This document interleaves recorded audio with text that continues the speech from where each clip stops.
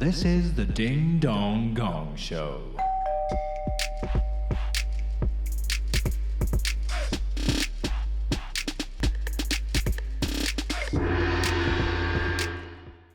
Vauxhall Comedy Club, are you ready for the start of the Ding Dong Gong Show? That's about a 6 out of 10. Come on, we need 10 out of 10. Are you ready for the start of the Ding Dong Gong Show?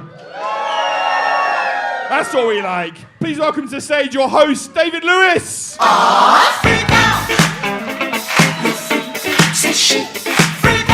Thank you very much indeed, voice of God. Hello, Vauxhall, you well? You okay?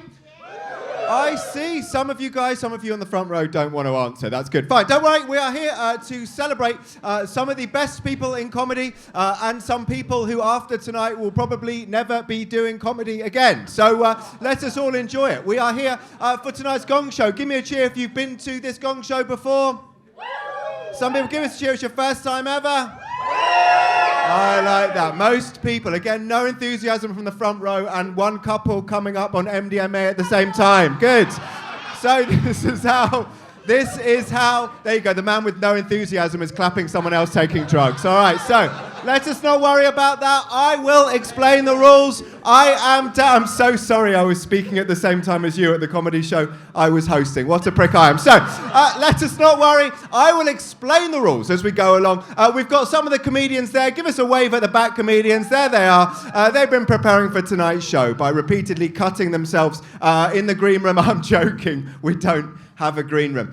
So they've been doing whatever they can to get prepared for tonight's show. I'm going to be your host. We've got judges. We've got people over here. We've got judges in the crowd. We've got some acts who one day are going to be brilliant and someday some of the others are going to be massive in IT, obviously, nothing to do with comedy, but we're going to get there together. Now, it's up to me to sort of corral the room in, find out what's going on, and then I'm going to sort of administer the roles, because some people need to do some work. Hello to you two ladies on the front row. Hello, welcome to you. And who have we got here? Well, let's speak to the couple who were both fucked on drugs. You seem like a nice couple, especially you, madam. Let's start by speaking to you. Tell us your name. Danny. Everybody say hello, Danny. Hi. A pleasure. Danny, talk us through. What's going on tonight, mate? What brings you down? Comedy, laughs, and booze. Comedy, laughs, and booze. Well, you are incredibly literal for someone who is so fucked on cat. Well done, you. Okay, that's good. I'm joking. I'm joking. Obviously, it is MDMA. I mean, look at the state of you. All right, so, well, we love that, though. Welcome to you. That is all good. Now, I know everyone is sort of in the mood for a good time, and I know some of you guys saw that sort of amazing ragaton band in the front. Did you see the dancing that was going on, all the joy and fun and exuding like love? Forget all of that, all right? This is the misery. Leave that at the front door. This is how we are going to roll. You are going to be seeing a group of comedians come up here. Please, no recording, love. I appreciate my OnlyFans is strong. Please don't do any recording. They'll explain to you after the show. Don't be embarrassed. I can't take the piss too much because I'm not even sure you're legally old enough to be here. But don't worry about it. It's fine. Don't record me or the other acts. I'll explain to you afterwards via the voice of God. Right, this is how the show is going to work. You are going to see a selection of comedians come up here and do 5 minutes of material, okay? That's how it's going to roll. Everyone's going to do 5 minutes. But if, for whatever reason, you're not connecting with that comedian, see how you're feeling about me, right? That's your litmus test, all right? Don't agree with me, you fucking prick. All right, so this is how we're going to roll. If, for whatever reason, you're not connecting with that comedian, you have the chance to vote them off, all right? Or to gong them off, right? I'm going to talk you through. Here are the sounds that you need to listen to tonight. After 1 minute, they all get 1 minute's grace. After 1 minute, if you're not enjoying what you're hearing and you want them to go, you will hear this sound, right?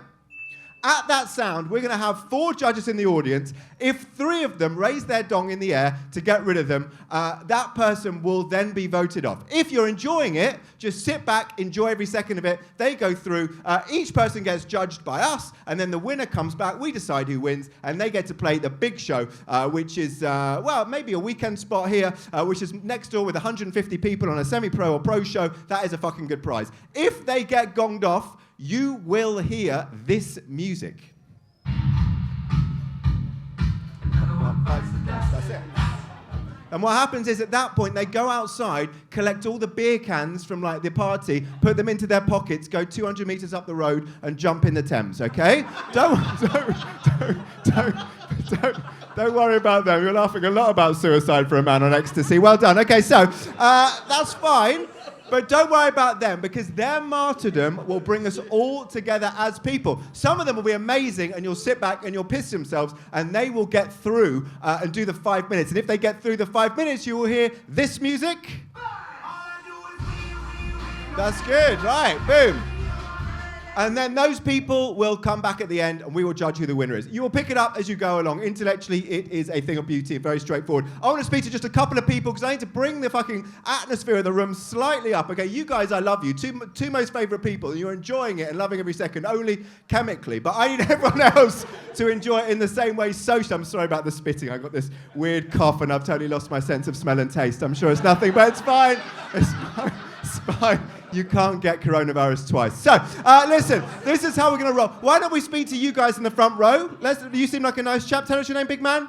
Mick. Everybody say hello, Mick. Hi. Give him a wave, Mick. There you go. Mick, what brings you down tonight? Lovely to see you. What's going on? Drink, laughing, and food. Okay, well, her answer was quite bad, and you've copied it, all right? So well done. Giving me one word, very punchy answers, which is good. And who are you here with tonight? Is this date night tonight, or what's going on? I've never met her before. You've never met her before. Okay, Mick. Oh. It's your first day. I'll do the jokes, buddy, but well done you. Okay, that's good. I'm going to say it's more of a sort of hostage situation, or a wife, I don't know. Blink twice if you're in trouble. I don't know what's going on here. That's fine. Look, we're going to wrap up before Mick goes and buries his date under his patio. So we have got, I'm joking as if Mick has a patio.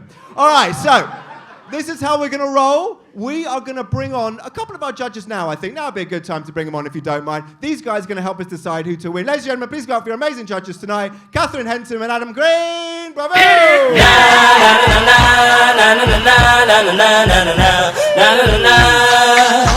Hello. Hello, welcome. So these guys have got a very important part to play. They're going to critique each act, whether they're brilliant or terrible. After their performance, they're going to help us decide who is going to win tonight's coveted award. Adam, hello mate, how are you? You all right? Hi David, yeah, I'm good, thanks for having me. You're welcome. What are you looking for tonight? I am looking for some new up-and-coming comics to come up and do their best stuff. Does that sound good to you guys? I'm also looking for some people to quit entirely, because basically there's too many new and up-and-coming comics at the minute. It's hard enough getting gigs as it is. So to be honest, I want actually most of them to fail. Thinking about it, yeah, I hope you really don't enjoy it, but it's really good for our career. All right, there you go. Well, the voice of Darth Vader speaketh to everyone. Thank you very much. Catherine, hello, mate. What tips would you give to our comics over there? What things would you say to them? Don't do stand-up comedy. That would be the most honest tip I could give. But yeah, that's it. And I feel like it's just echoing what Adam said, but if there's anything this audience should take from that is that came from a very real place. So. Okay. All right. Okay. Well, obviously, they both got clinical depression. That's what we picked up from that particular debate. But don't worry about them. They are going to help judge decide who gets or who wins in the end and all that stuff. Now, I need people to be judges. I need to ask you guys. I need to bring our first out just a second. Who in here would consider themselves to be a real piece of shit? Obviously, Mick is already. I've got my eye on him. Anyone else would consider themselves? This is good. I'm saying this as a compliment. Who else would consider themselves to be a real piece of shit? Lady over there. Lady over here. Talk us through. What's your name, madam? We've got to be quick. Tell us your name. Talila? Galila. Everybody say hello, Galila. Why? Tell us why you're a piece of shit. It's important. I like it. Why? Ask your mates. Why is she a piece of shit, mates? She's what? She gets with everyone. Okay, that's some really impressive, smashing the patriarchy, slut-shaming by her best mate there. Well done, you. Well, listen, Galila, you have won, all right? The amount of cock that you seeming to have got is going to be manifested here tonight, all right? Because you are going to be our first judge. Please pass that back to Galila. Thank you very much. Don't worry. You might want to anti-vac your hand straight afterwards. That's all good. Anyone else? Who else is a real piece of shit? Come on.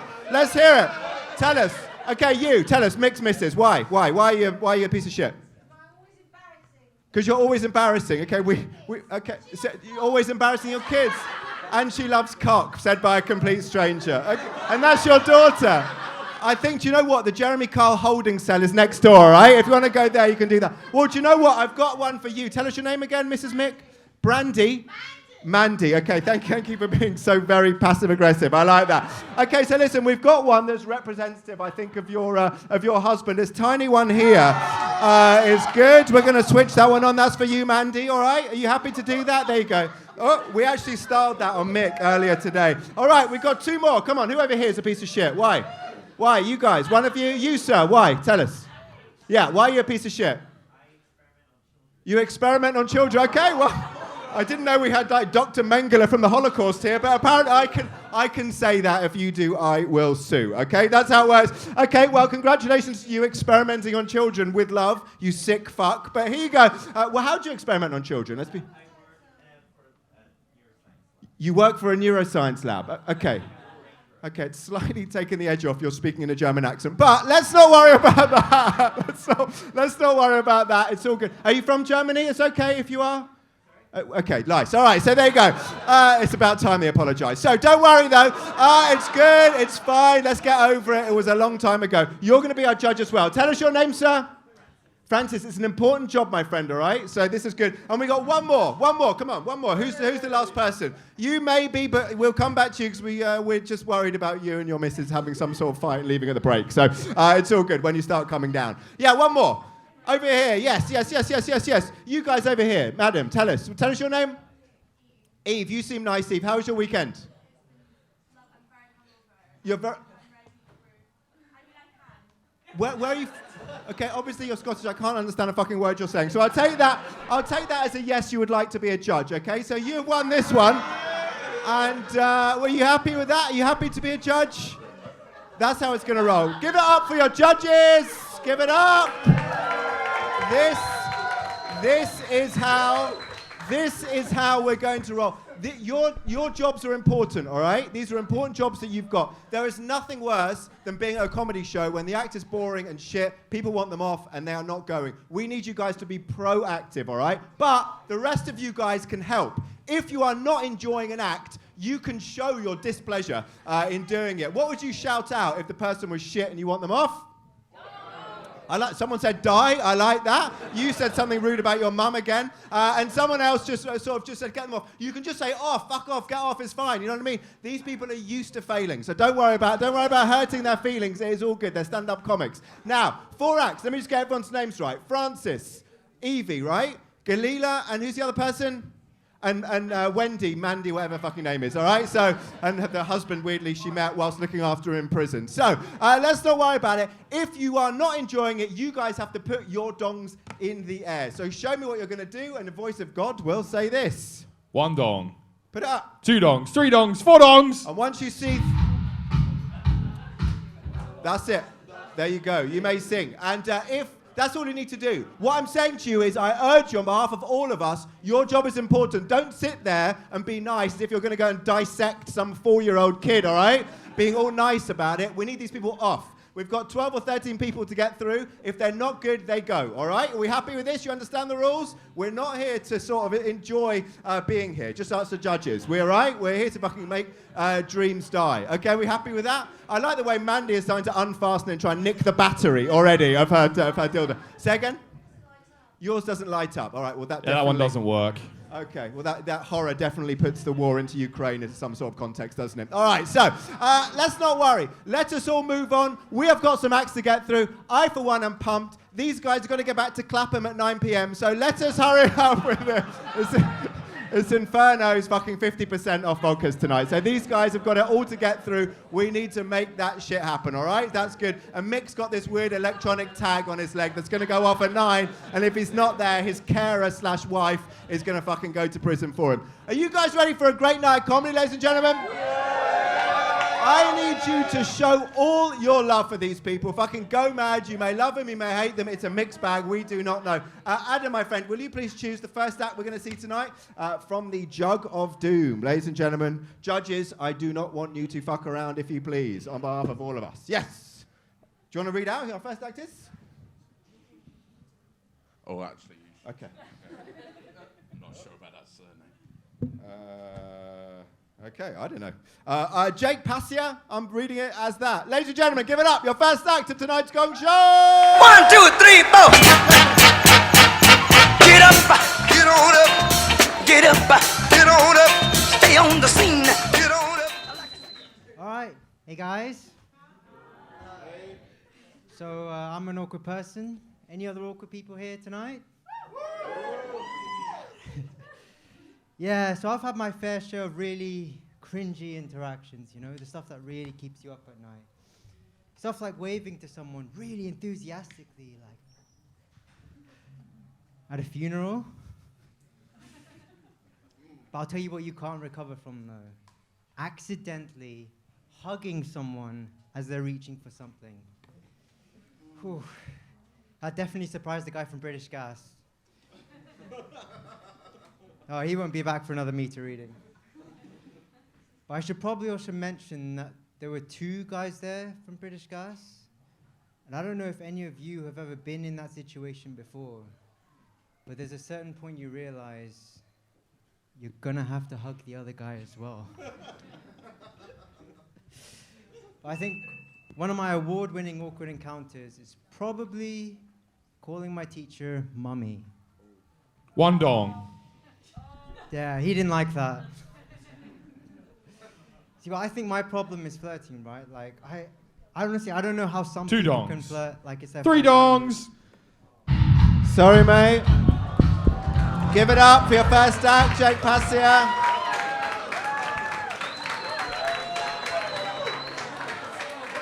Unlucky. Adam Green, what do you think? Guys, it's really hard to go on first in a competition like this, so give it up one more time for Jake.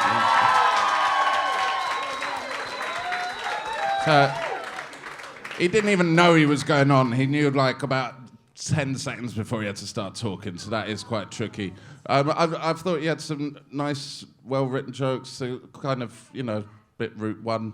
But, yeah, no, go on. Are you about to dong me as well? Can you take your dong back? No. No. Are you going to keep doing? What are the rules? We don't allow that. Well, better luck next time, Jake. But yeah, like keep coming back. I'm sure you'll do better next time, man. Don't worry about it.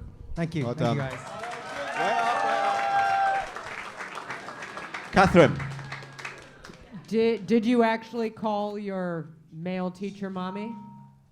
Well, I'd like to. I think what would make that funnier and why and maybe not get donged off is going into the scenario like what was happening when that happened. Because to me, like I think it's good that you're going off of personal stuff. Like you do seem like an awkward person. I believe you. You know, and but it's like, you know, I guess unpacking that more. You know, and how long have you been doing comedy? Since January. I mean, that's 3 months. Like, yeah, like round of applause. Like.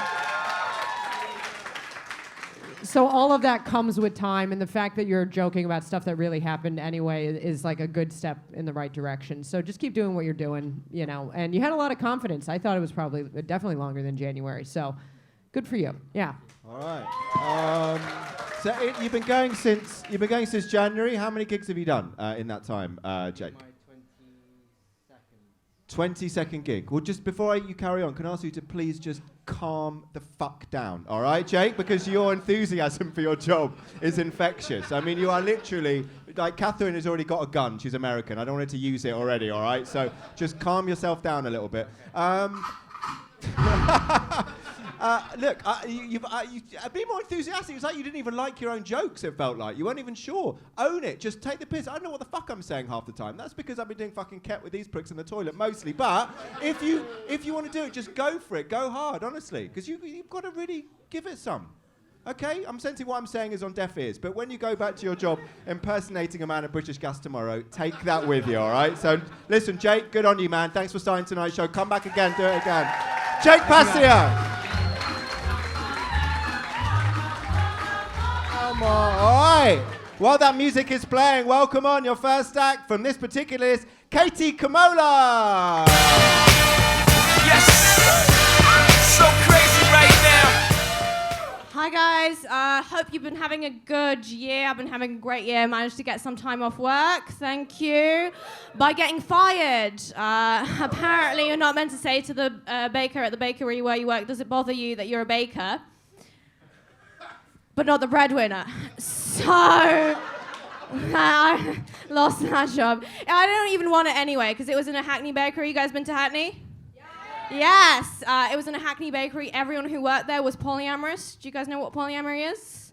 Yeah, it's when you can't afford to move out the house share. It's really, really sad. No, but I went to Poland because I'm Polish. I know it's something like the help, but whatever. I went to Poland. My family were like, Katie, do you want to watch a murder mystery of us? Polish murder mystery. I'm like, yeah, love a murder mystery because I love audiovisual media. Do you guys fuck with audiovisual media? Yeah, I love films, yeah, audio, yeah, oh my God, yeah, I love it. Oh, I'm actually writing a screenplay of my own. It's about my generation, Gen Z. The working title is No Country for They, Them. Do we like it? I was actually watching a favorite film of mine the other day. It's called Bridget Jones. You guys heard of it? Yeah, I love Bridget Jones. She was like bumbling about. She's like, oh, too fat, can't fit in those pants, I'm too fat. Really answers the question, what if Winnie the Pooh was a slag? I love it. Gong. Oh. So I'm watching this Polish murder mystery with my parents, right? And you see tanks running across hills, people being rounded up, put in the back of vans, set in 1939. And I'm like, murder mystery? I don't know. We're 1 minute in. I think I can figure out who did it, I think I know who the killer is in this particular one. Yeah, so I love audiovisual media, but I'm not sure how you guys feel about applications on your telephone. How do you feel about applications? I don't know how I feel about them. Like, I'm not on TikTok. I used to date this guy who would scroll through TikTok after we'd had sex. Yeah, and I was like, you've made your point, like things like the last 7 seconds, okay? Let's get it over and done with. Right? It wasn't a very long relationship, easy come, easy go, but he loved like playing games and stuff. You ever dated a gamer, right? We were playing games. He was like, maybe you can play the games with me. You said you were a gamer girl on your Hinge profile. I'm like, yeah, mind games. I like to play mind games, bitch. Like, what are they like? Women, what are they like? What are the men like? Oh, boo for men. Am I right? Yes? You get it, yeah. Well, they're always playing games, always. Like, I was talking to my dad's girlfriend the other day. She's like, oh, your dad, he's such an alpha, right? We were in Africa on safari, and all the locals called him Simba, which means lion. I'm like, yeah, lying about why you had to get a divorce, like, and they're all, yeah, that's what it's like. They don't know anything, do they? Like you don't know anything, right? Who came first, the chicken or the egg? She comes first, every time. Feminism. That's my feminist. Another reason I don't like TikTok, my friend diagnosed herself with ADHD off TikTok. 2 dongs. Anyone else? Anyone else had their friend diagnosed? Ah. 3 dongs. Well, at least I made it out the station. Kate Kamola, stay there for a second. Catherine Henson, what do you think? Hi, Katie. Hi. So your delivery, like, and kind of how you are, and this is a compliment. It's a little disarming, and it's a little weird, and that's good because that means you're different. Like you're gonna stand out. I feel like you went a little fast. I don't know if you're nervous. I used to go very fast. Like, it was sort of like, I'll just talk really fast and then we'll all kind of like be over with and then it's done. And as a result, when you were getting laughs, you did kind of run over some of your own laughter, some of your own. So that's one thing I would just keep in mind. I think you should keep doing what you're doing. Like when you're talking about audio-visual media and everybody's like, what the fuck? Why are you calling it that? Like, I like that you're like that, Thank you. So just like keep tapping into your weird uniqueness. So. Thank you. For balance, I think you should talk faster and more erratically. It was good. Like, I understand in a room like this where you're ready for everyone to get their cocks out. Like you're gonna go a bit quick because you want to get like some punchlines out, get people laughing, and get on to the next thing. But yeah, just take some time, own it. Like the jokes there works. It's good. How long did she do, Lee? It was 3 minutes. See, 3 minutes. You should be doing 5 pretty easily next time you're here, I think. All right, thanks. All right, for what it's worth, I think you should speak at exactly the same speed. Look, to be honest with you, I thought that was really, really good. I was really enjoying it. I thought the jokes were good. They were delivered in a really nice way. And even when the jokes didn't land, I thought you sort of pulled it off with the charm that you've got. It reminded me a lot of seeing myself on stage in that way, actually. So that's good. I thought your segues, the only thing that I would say perhaps you could think about is your segues. I like the way you go from like a 1939 Polish Holocaust joke to like, my dad went on safari once. So I'm not 100% sure if the particular bit worked. But overall, I really, really enjoyed it. How many gigs is it? How many have you done? I think that 300. 300? Yeah. Okay, well, that puts me back in my box, doesn't it, a little bit? I thought it was really good. Next time you do it, I would expect you to go through. I thought, we're with Wendy, who doesn't really understand the rules. That might be the reason you got gonged off. But other than that, mate, well done to you. All Give right, it thank up, you. Katie Kamola.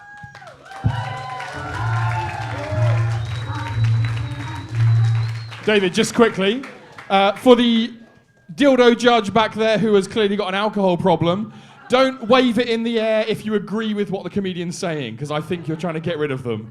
Keep it down unless you hate them, then put it in the air. Thank you. Our egos are fragile enough as it is. All right, right, next act is up. Leighton Roth, ladies and gentlemen.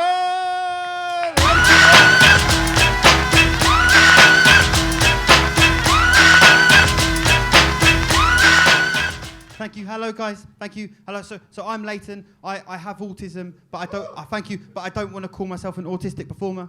I prefer to call myself an autiste. Thank you. Thank you. Thanks. But no, but it is true. I do have some communication difficulties. If you do as well, don't talk to me because I don't care. No. No.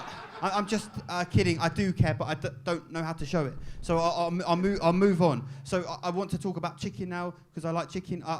Thank you. So thank you. So I was in Nando's recently, and I ordered a quarter of a chicken. And thank you. And I ordered a quarter of a chicken, and the guy behind the till asked me whether I want leg or breast. And I panicked and blurted out, "I prefer bum." Thank you. And he just looked at me like I was crazy and said, "We don't sell bum." And I was like, "That's a bit cheeky."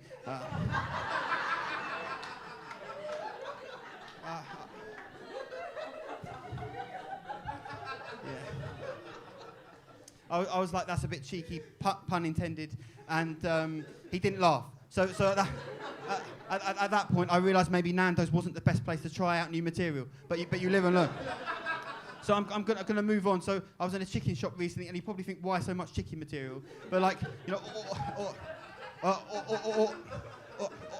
autistic people are known for having a special interest, and chicken is mine. So I'm gonna do it. So.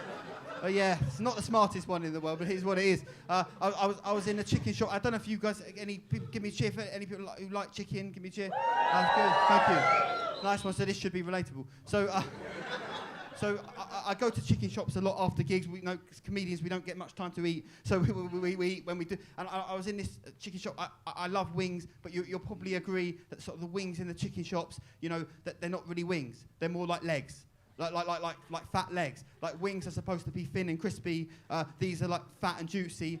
These look like they belong to a dinosaur, not a chicken. And that's false advertising. I wonder what sort of chicken these actually belong to. Whether it's a sort of steroid chicken, gym chicken, leg day chickens. I don't know, but whatever chickens they belong to, they're massive, probably massive and terrifying. I wouldn't want to meet them in a dark alley, or a bright one, or anywhere. And I wonder, like, how do these chickens fly?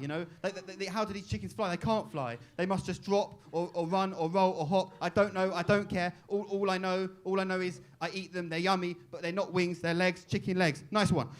Chicken feces. Chicken feces over. I'm moving to shorter jokes now.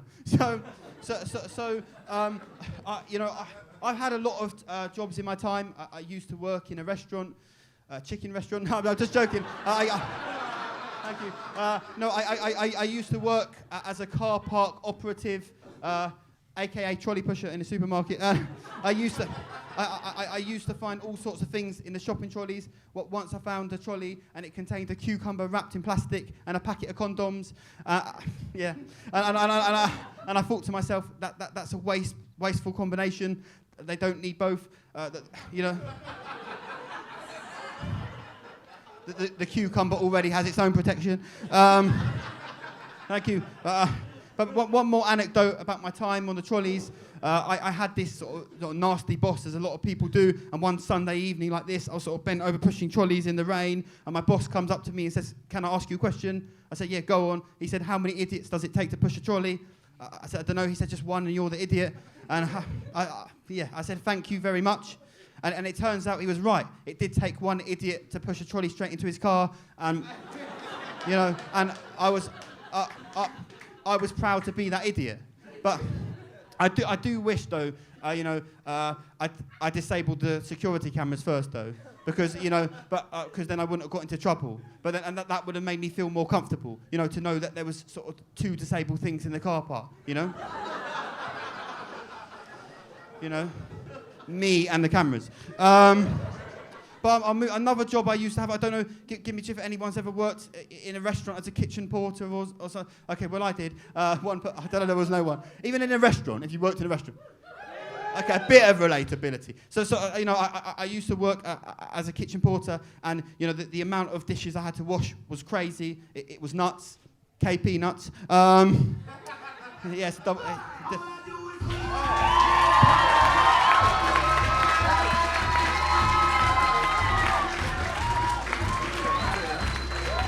Well done. Well done. Well Thank you, done guys. to you, Leighton Roth. Thank you.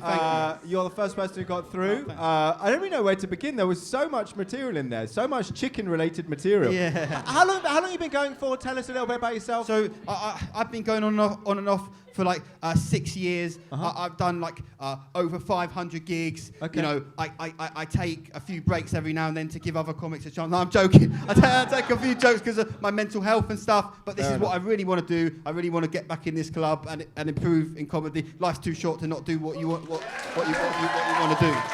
Do you know what? I don't have that much to say. I've seen you gig a few times. You always sort of get to smashing the room, and sometimes you take a sort of really convoluted path to get there. But that is props to you, because you know, you get big applause breaks and shit. I mean, props to you. Obviously, don't ever work with chicken again is my only advice professionally, I would say. But mate, bravo. So you're going to stick around at the end. You may win. Let's see. Well done to you, Adam Green. What do you think? Leighton, stay. Sorry. Well, thanks for walking off on all the feedback that I'm about to give you. Yeah, I like the chicken bit. Thank you. No, that was good. I've seen you before. I think you won this last time I seen you. Yeah, it's like a year and a half ago or Yeah, something like that. that's the autism right there, guys. But I'm here for a reason. Yeah. I want to get back in the... Welcome back. I think you won at that time. Like, again, you've beaten the 5 minutes. You did great. Well done, man. Thank you. Hi, Leighton. We've met before. I don't know if I've ever gotten to see you. My husband tells me how funny you are all the time. My husband's also a comedian. So getting to see you was a real pleasure. Your opener is perfect. It says exactly like who you are without having, you know, it's like you establishing that in like a perfect one-liner. I have nothing to say. Just keep doing exactly what you're doing. Props. Leighton Roth is through to the final.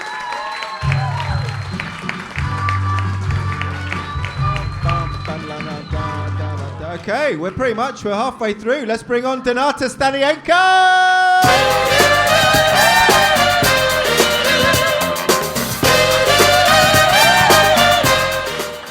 Hi, I'm from Lithuania, and people often tell me that I always have a very serious expression on my face. And yeah, this is how you look when you spend 20 years in Eastern European maximum security prison, which is the whole country. Anyway, I moved to UK because I love British culture, I love British people, I love British comedy, but mainly because I couldn't get a green card to the United States. And I have to admit, there are some small cultural differences between the UK and Eastern Europe. For example, the welfare system. In Eastern Europe, if you're unemployed, you get €100 a month and maybe some food assistance. In the UK, if a person has never worked a day in their life, not even a day, they have contributed absolutely nothing to the budget of society. You give them millions of pounds, mansions, expensive cars, and call them royalty. Yeah. Buckingham Palace is actually my favorite social housing project. Monarchy dong. is weird, but I love living in London. I love living in London because it's the greatest city in the world. If you don't count New York or Los Angeles. Maybe even Paris. Yeah, living in London is cool, but I think we can all agree that this city has a massive drug problem. Delivery service is too slow. 2 dongs. And sometimes people say to me that I should stop telling these jokes about the UK, but like, what's the worst that could happen? I get a free ticket to Rwanda. Well, 3 dongs.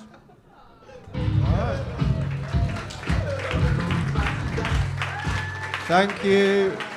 Thank you, Donatus. Unlucky. Adam Green? Oh, that was. Sorry, what was your name again? Donatus. Donatus. Nice to meet you, man. Is that a character act? Not really. Oh, no, you are from Lithuania. Cool. All right. Just double checking. That was. I kind of struggled to understand what you were saying some of the time, I'll be honest, because you were mumbling a little bit into the microphone. Don't know if anyone else had that. But, yeah, 3 of us had that problem. So that must have been it. But yeah, so good. It's pretty brave coming over here, man, slagging off the UK to a load of drunk people from the UK. So, we just voted for Brexit. We clearly love this place, the way it is. So, but how long have you been going? 6 months. 6 months. So you're new again. Like, yeah, just keep working at it. Yeah, nice. Yeah, just keep going. I'm sure we'll see you back.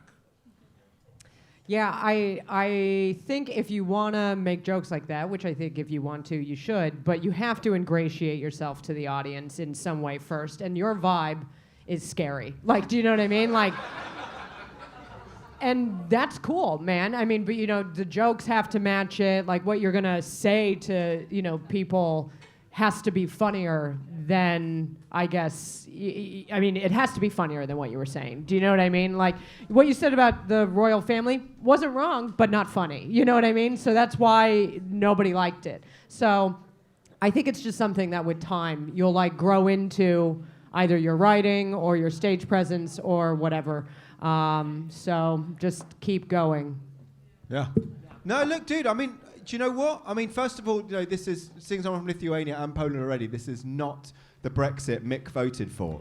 So I just want to make sure that he's okay and not too triggered on the front row, because I know deep down, he's a bit of a snowflake with his make-believe family that he bought on the internet. So, that's the most important thing. But Donatus, I love that. I mean, bagging out the UK, I think, can be absolutely brilliant and genius if it's from a different country. And I hear lots of other people doing it. So I agree with Catherine. I think it's just the way you get there is something that will just come with time. You're only going for 6 months. I mean, that's nothing, right? Like, you know, I mean, Adam has been doing comedy since like 1971, all right? So he's been going a fucking long time, 52 years or whatever. Mick will do the maths at some point. Crack on. And dude, I mean, I just think bag the UK even more, but get to that point better, ingratiate yourself.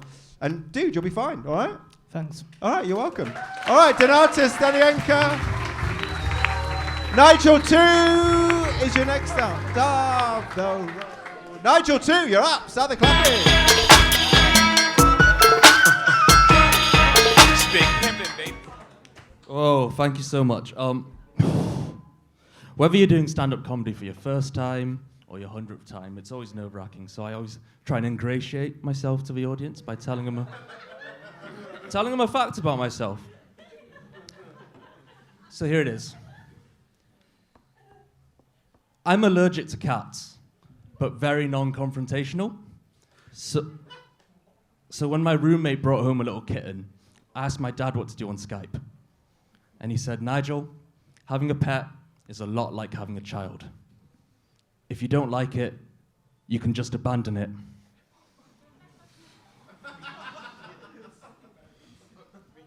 I said, that's too close to home, Dad.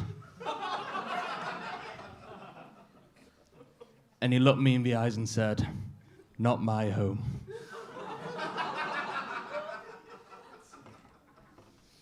All over university, it was fun. I spent my whole first year every single weekend just jumping in different beds, showers, living rooms if no one was watching. And that kind of behavior is very gratifying. but you do eventually get banned from IKEA.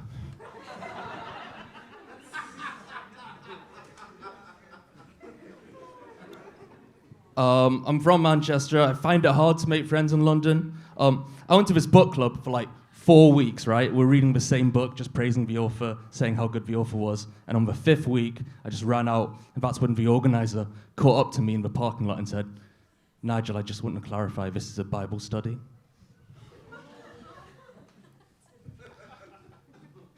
My last attempt at making friends was early December. I remember I went to an adult art class. End of the hour, I'd left the canvas completely blank. The instructor walked over to me and said, Nigel, you've left it blank, what's going on? And I said to him, I understood the task, but I don't know how to draw my father's approval.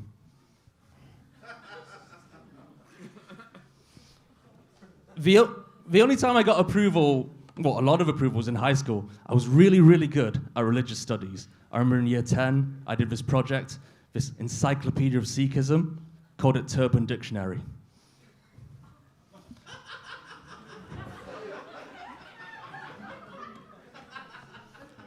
I followed that up with a documentary about me and my Muslim friends during Ramadan, not being able to eat or drink, losing our temper.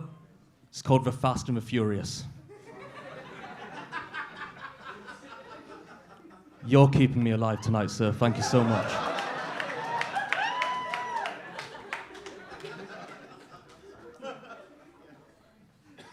I did follow that up. My pièce de résistance was a tech project, right? Very clever. A Catholic version of Facebook, which is just like regular Facebook, except there's no way to report abuse.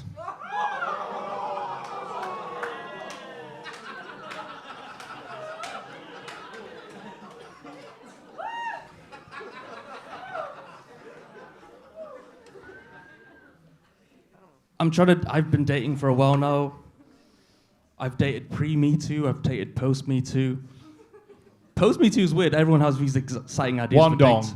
This one girl took me out to eat bugs and insects, and I was really apprehensive. But within half an hour, my stomach was full of butterflies.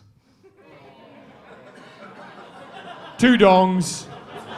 3 dong.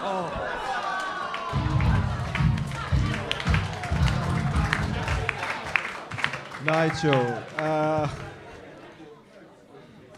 I don't really know what to say to that, to be honest with you. I'm just trying to get through. How long was that? That was almost 5. 3 minutes and 50 seconds. So you were just shy, you're a minute under. It just felt longer. Thank you, God. Well, listen, do you know what, Nigel? Props to you, because you covered a lot of ground. First of all, you came on and you sort of started off as like the needy, sort of abandoned kid. I mean, as a tip to all of the people who are doing comedies, to all of us, I'd say there's no need to do any sort of daddy issue material. Like, it's implied. You do stand-up comedy, all right? Like, obviously your dad thinks you're a bit of a dick. So, or worse, who knows? I thought it was good. Look, I was impressed the way you just did a bit of like you went from like sort of quite self-loathing stuff that wasn't quite landing to some sort of hate speech stuff that brought Mick and his family right on board. So that sort of Jim Davidson energy really went down well on the front 2 rows. So well done you for sort of knowing your audience, if nothing else. But I thought that I wasn't sure what it was. If I was to describe your act, it was a bit part sort of hating on yourself, a bit part hating on other people. How long have you been going for, man? How long? About 8 months now, but 8 months. I'd started ages ago. Okay. But I've only been doing it in London for about 6 to 8 months. Okay. We don't necessarily need the life story, but well done you. And I'd say crack on. You've got to do it. Work out who you are, I'd say. That's my tip. Because you could be funny. You've got some stuff. Maybe, like, you need to be doing the sort of Tommy Robinson circuit. That sounds maybe your people. Mick's got some good contacts. Speak to him. Can I just ask what you thought was offensive? Nothing was offensive. But thank you, first of all, for putting me on the spot like no one else has ever done in that. I was offended by the IKEA joke, only because I've heard it 1,000 times. It's very old. Don't do that. That is a peril. This show, we've heard sort of lots and lots of different shows. Nothing was offensive, but I would always do original stuff. They never do stuff that's lifted from other people, if that's the case. But, all in all, I'm saying positive things. I thought it was okay. Come back to it again. Catherine. Yeah. What I got out of what you did is I think you're figuring out what you actually want to do up there, because it was like all over the place. Do you know what I mean? Like the IKEA joke, yeah, like we've heard it, but then you were joking about stuff that I think is real, you know, and then trying to make it funny or whatever. So you'll land on who you are. I mean, 8 months is not a very long time. You know, George Carlin changed who he was like several times before he became the comic that, you know, everybody admires. So just, I don't know what to tell you to do, because like I could be like, this is funny, but if it's not connecting with you, then it doesn't really matter. So just, you just have to keep going and then find out who you are, because right now nobody knows. Yeah, I would say don't initially aim to be George Carlin, one of the best stand-ups of all time. Just come up here and do 5 minutes of yourself, and just find your voice. You're working it out. It's your dad hates you. You're allergic to kittens. You hate Catholicism. You didn't like the Me Too era as well, which was a bit of a weird jump. But dating post Me Too, that's got worse. You had to get permission for stuff. Yeah, that's. So that was, but work it out. You'll find an audience and you'll find a voice. Just keep going. Yeah. Give it up, Nigel too. Thank you very much, mate. Catherine, will you choose someone? So we got one more from the Jug of Joy. Catherine, who we got? From the Jug of Joy, we have Mags. Mags, you're up. Hell yeah.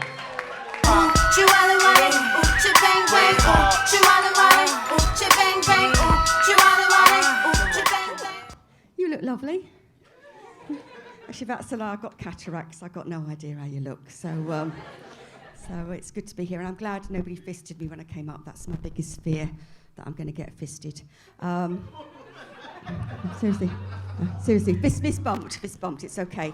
I'm a handshaker. So yeah, I'm going to give you a little trigger warning. Have you heard of that? Will you get a trigger warning? There's your trigger warning. There you are now. Now I'll say what the fuck I like. So I know. So, things that have annoyed me this week so far: bald babies with headbands. If you've got an ugly baby or a bald baby, do not draw attention to its head, okay? I am wearing this for a bet. So, yeah. Second up, people with nut allergies. Who's got a nut allergy? Anybody? They're annoying, aren't they? So self-centred. Who's got one? Somebody will. Bound to have. You do, yeah, self-centred, absolute attention-seeking. Sitting at the front with a nut allergy. Who'd have thought it? Who'd have thought that was possible? So, I don't trust men with umbrellas. Now,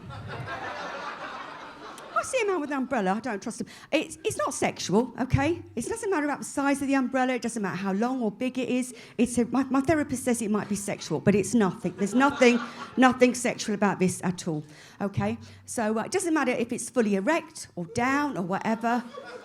Even a micro penis, that's just, yeah, that's where I am with that. So Dutch people, you should be ashamed of yourself. Got any Dutch in? Edam cheese is an absolute disgrace, isn't it? Sending it over here, it's tasteless. What they've done is they've repackaged it as Baby Bell, and still awful. Back to babies again. Yeah, I know. So I've got a new dentist. She's a born-again Christian. Yeah, she shouted at me, "Do you know Jesus?" As it happened, I was having a root canal treatment, so she's screaming, "Do you know Jesus? Jesus hates sinners." Well, that's me buggered, isn't it? I mean, I am a sinner. So as it happens, I do know Jesus because I work in mental health and I know 5 people called Jesus that week because that's what happens. So any Jesuses in? No. Okay. It's an off week, isn't it? So, yeah. So I joined a book club. Anybody in a book club? No. Okay. I never read the books, just eat the snacks. So it became book club, snack club, fat club. So I piled on the weight. And I've realised the vibe I'm getting, what you remind me of, and it is my mum. Yeah, it's not good. She said I was a BFF. Do you know what that means? Yeah, best friend forever, that's what I thought. I said, "Mum, that's lovely. We're best friends forever." She said, "Don't be ridiculous, Margaret. You're a big fat fucker." And And in fairness, I have piled on the weight, so that's good. So I didn't get COVID. I know, and you'd be pleased. Then I got cancer. Started shoplifting. Any shoplifters in? Yeah, I'm good at it. First week, I stole 17 tubs of Sudocrem, 4 cans of onion soup. So, anybody else shoplifters? No, just me. Okay. That's great, isn't it? I'm good at it. I found something that I shine at, and that is really good at my age to find out something that I'm good at, and I will be taking orders at the back of the room. So, I work in mental health. I work in suicide prevention. Yeah. No, I'm not good at it. No. Yeah. People do ring. Yeah. He's probably rang me up. People do ring me up and they bang on about things. Yeah, they do. Spare a thought for people on the other end of the phone. Yeah. Yeah. Yeah. It's bad, isn't it? No. Sometimes, do you know what I do? I sell them Avon. The government's an Avon fan there. Yeah, the government said we're quite lazy as nurses, so we've got to double up with work. So what I've done is combine the nursing, the mental health work with Avon sales. And as it happens, I'm better at the Avon sales than I am at suicide prevention. So obviously, yeah, I'm supposed to say now that it's not funny, etc., and suicide's serious, and it is, but at the same time, it's a bit of a shit show. I've got a new boss. He's a bit enthusiastic. He wants us to breathe into our feet. Have you ever done that? Breathing into your feet? It's not possible, but he's been on a course. His name's Patrick, but I am going to protect his identity. I'm going to call him Pat. Pat McGrath from Luton.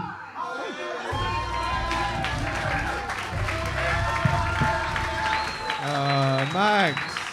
Bravo. Second person through. Catherine, what do you think? Hi. I know Mags. I work with Mags. I got nothing to say. Like, I saw new material. That was fun for me. I'm just trying new bits, thanks. What is it? I was just trying some new bits, thank you. Thank you. You know, you're great. Oh. That's all I got. Like, there's no one else like you on this circuit or any circuit I've seen, so. Thank you. Yeah, keep being you.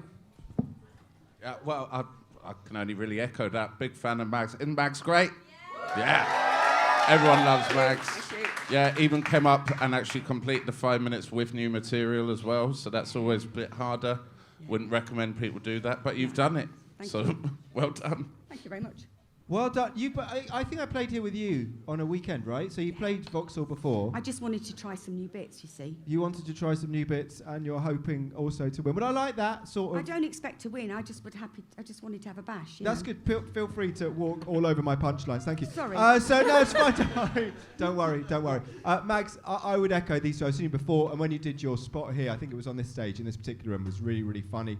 Yeah, I mean, you look like you're about to go and rage into a Jeremy Corbyn fan site on Facebook. So I don't want to sort of stop you from doing that. I would say, I'm just, my only concern is a slightly professional and moral one about how we would vote for you. Maybe I'll discuss it with the judges. No, I don't want to win. I'm not looking. I won 17.5 kilos of cheese. I couldn't be any happier. You won 17.5 kilos of cheese and that makes you happy? Yeah, well, it's not great, is it? But I'm trying to be positive about the Dutch. Okay, don't worry. I don't know if whatever I was fucking taking with you guys is making me fuck up and like sketch out now. But I'm pleased to hear it. Either way, you're through to the final. We'll work it out. Give it up, Mags. Thank you. As your three.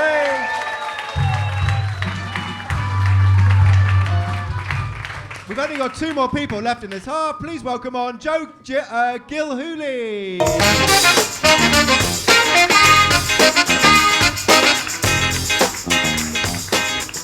How we doing, guys? We good? We having fun, Vauxhall? We healthy? We healthy? That's good. I was ish. No one cares. I was a little bit unwell recently. I licked a girl's bumhole for the first time. Way! I broke through, guys. I broke through. Yeah, it was fun. It was actually quite underwhelming. Because it was genuinely. With something like that, you kind of hope it's either going to go really well or really poorly, and it was neither. It was just quite bland. I never knew licking a bumhole could be so shit, but there we go. Yeah. It didn't really do it for me, and I wouldn't recommend it though because you get ill, and you don't think you'll get ill. And you do get ill. And I woke up the next day, I had a terrible cold. I thought, Christ, £15 for sex, what a mistake. And you go online and you check your symptoms. It was £15 for an Uber, guys. Come on, you've got dirty minds. And you check your symptoms, and I really wouldn't recommend that, because when you do that, the NHS will inform you that should you remain infected and untreated, you could have chronic nerve damage. That's great. Flicking a bum, I get turned to Stephen Hawking. Whew. 2 dongs, 3 dongs, 4 dongs! Boo!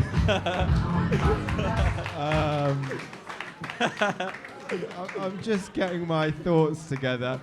Ironically, he ate shit up there. Yeah, that's true. He did eat shit. Thank you, God. That deserved more, Lee. It really did, Catherine. Thank you. That was very good, God. Unfortunate. Well, look, first of all, well done you for rimming someone. That in and of itself deserves some respect. Obviously, that's a complete fantasy, and I'm sure they didn't do that of their own volition. But what I will say is, if you're going to succeed in comedy, first of all, well done for being male and white. That gives you the best opportunity to succeed, because it is really a very grim... Listen, it's not for... I don't want it to work like that, but it does, trust me. So, well done. I thought the jokes were sort of quite... I don't know what the word is, antagonistic or something. And I also think asking, are you well, to everyone, when someone probably in a room of 100 people is likely to be very unwell, either mentally or psychologically, so that would be quite triggering. It's quite difficult to win that one back. I mean, just fucking, Mick's wife alone is enough to worry about how well she is. But I thought the jokes were interesting or something. I don't know, how long have you been going for? Well, just over a year, but I've done probably like 40 gigs. 40 gigs? Yeah. Did you enjoy it? I mean, do you think it went... Are you trying new stuff, or where are you at with it? Yeah, it's every night is different. I've done that set before and it's done well, weirdly, and then you can't get any bombs. So, but that's just part of the fun. It's sounding a bit like Blue Peter now. I quite like that. Having gone from rimming to the Blue Peter couch. Well, listen, take your Blue Peter badge, and it's not your night tonight, but bravo for taking part. Thank you very much, Adam. Well, I just thought, take your jacket and hat off and make it look like you're going to stick around, because you're giving them an excuse just to get rid of you after 2 minutes, otherwise. Very, very bold material. I wouldn't do it, and I've licked loads of bum holes. But yeah, so keep chugging away.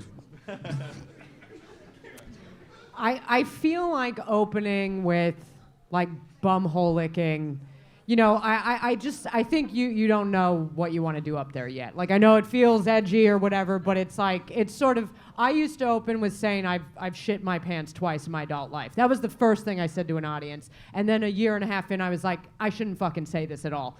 That's what you just did up there. You know what I mean? And so I don't know. Why do you want to talk about how you rim somebody? I don't know. I guess I'm fucked up. Well, that's not fucked up. Rimming people, that's a service. Like, you're doing great out there, in the world. But it's like, why do you want them to know that you did that? You know what I mean? Like, what is the intention behind what you're saying? And if you don't know, maybe you shouldn't be fucking saying it. I don't know. That's just a thought. Or bring it up later, but yeah, it's just a thought. All right, cheers, guys. Yeah. Thanks, Joe. Joe Gilhooly, bravo, mate. Goodbye to Joe. So, as Joe goes and mulls over, pulling off a school shooting, we have got a final act. Come on, you were thinking it front row. We've got one final act of this half. Are you ready for it, ladies and gentlemen? Welcome on, Eddie Ashoyo.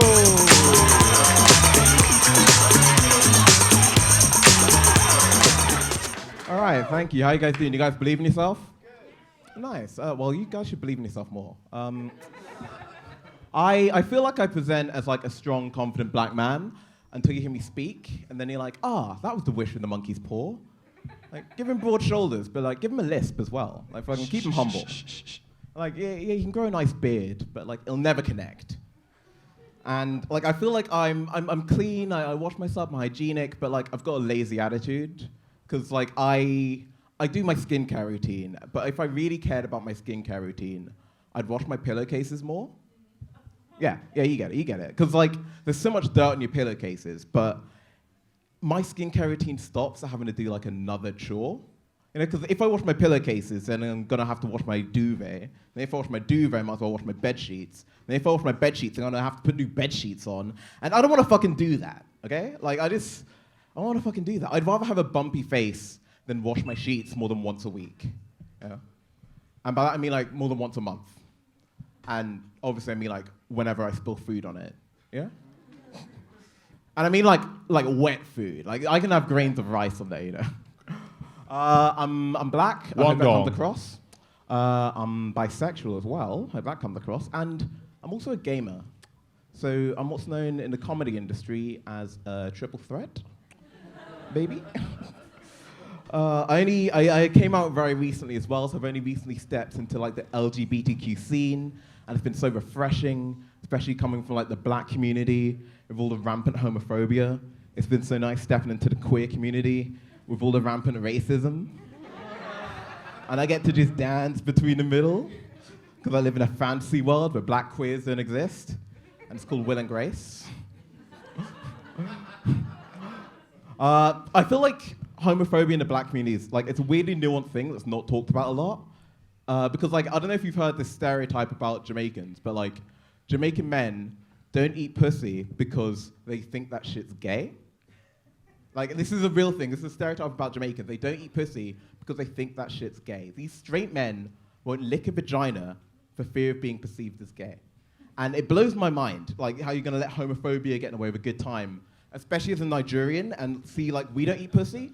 Two because dongs. we think it's icky, all right? We separate our homophobia and misogyny. Let me tell you this. I went on a date very recently, and it went very well. I can be a very charming young man. And we went to this Jamaican corner shop just to pick up some drinks, and they only had, like, Red Stripe and Carlsberg. And my date went to the Jamaican guy running the store, was like, oh, do you have anything fruity? And then quick as a flash, he just points to me and goes, fruity? Try him. Right? Like, the bisexual meme in me was like, that's homophobic. But then the black in me was like, it's pretty funny, though. Like, it's quick off the mark. Do you want to hear how, like, the comedian in me, like, retorted back, my comedic serpent tongue? So he goes like, fruity, try him. I hit him with one of these. I go, and then I proceed to pay for my goods in full. Because I'm a coward. I'm scared to try a lot of new things. I've got hay fever and I'm afraid of bees. Like, just don't put a lot on my plate. 3 dongs. Like,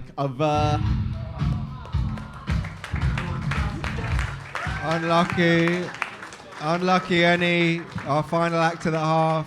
Adam Green, what do you think? Like, give it up for Annie there one more time.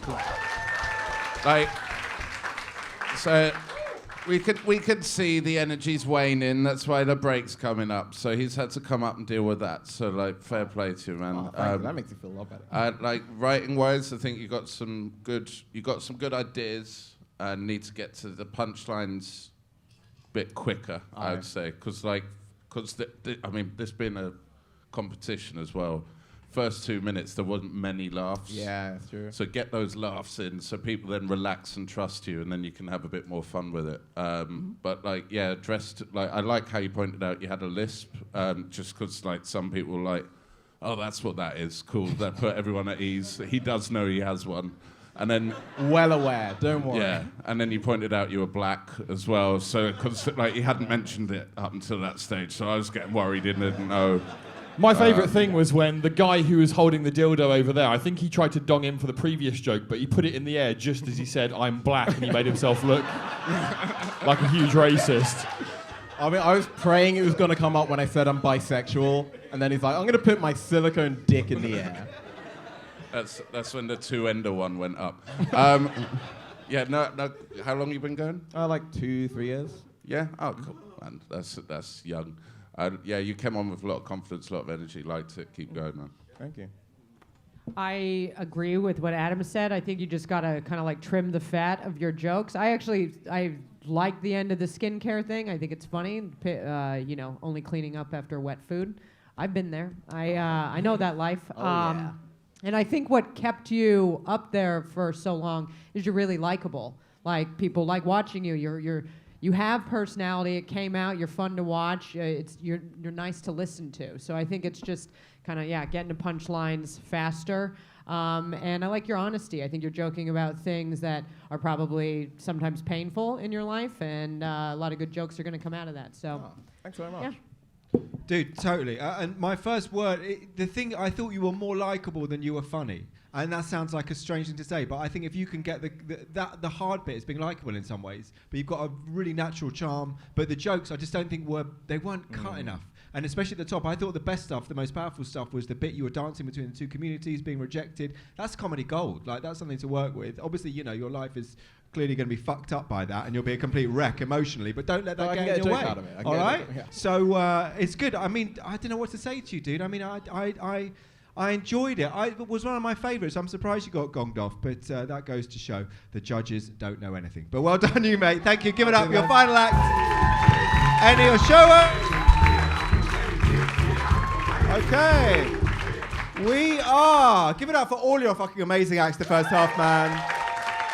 That is, regardless of how they did, that is ballsy. Do you know what we might do? We're going to take a break for about 10 minutes now. We always support the venues we are in, so go grab a drink or some food outside, and we're back in 10 minutes for the second half. We are going to take these gongs back, mix it up. I want to hear 4 people who've done terrible fucking things in their lives, and we want them to be gongs. Have a think if you've done something shitty, and tell us in the second half. Here's God with some music. See you in 10 minutes. Bye. Vauxhall Comedy Club, are you ready for the second half of the show? Come on, you know how this works. We need more than that. Are you ready for the second half of the show? Please welcome back your host, David Lewis!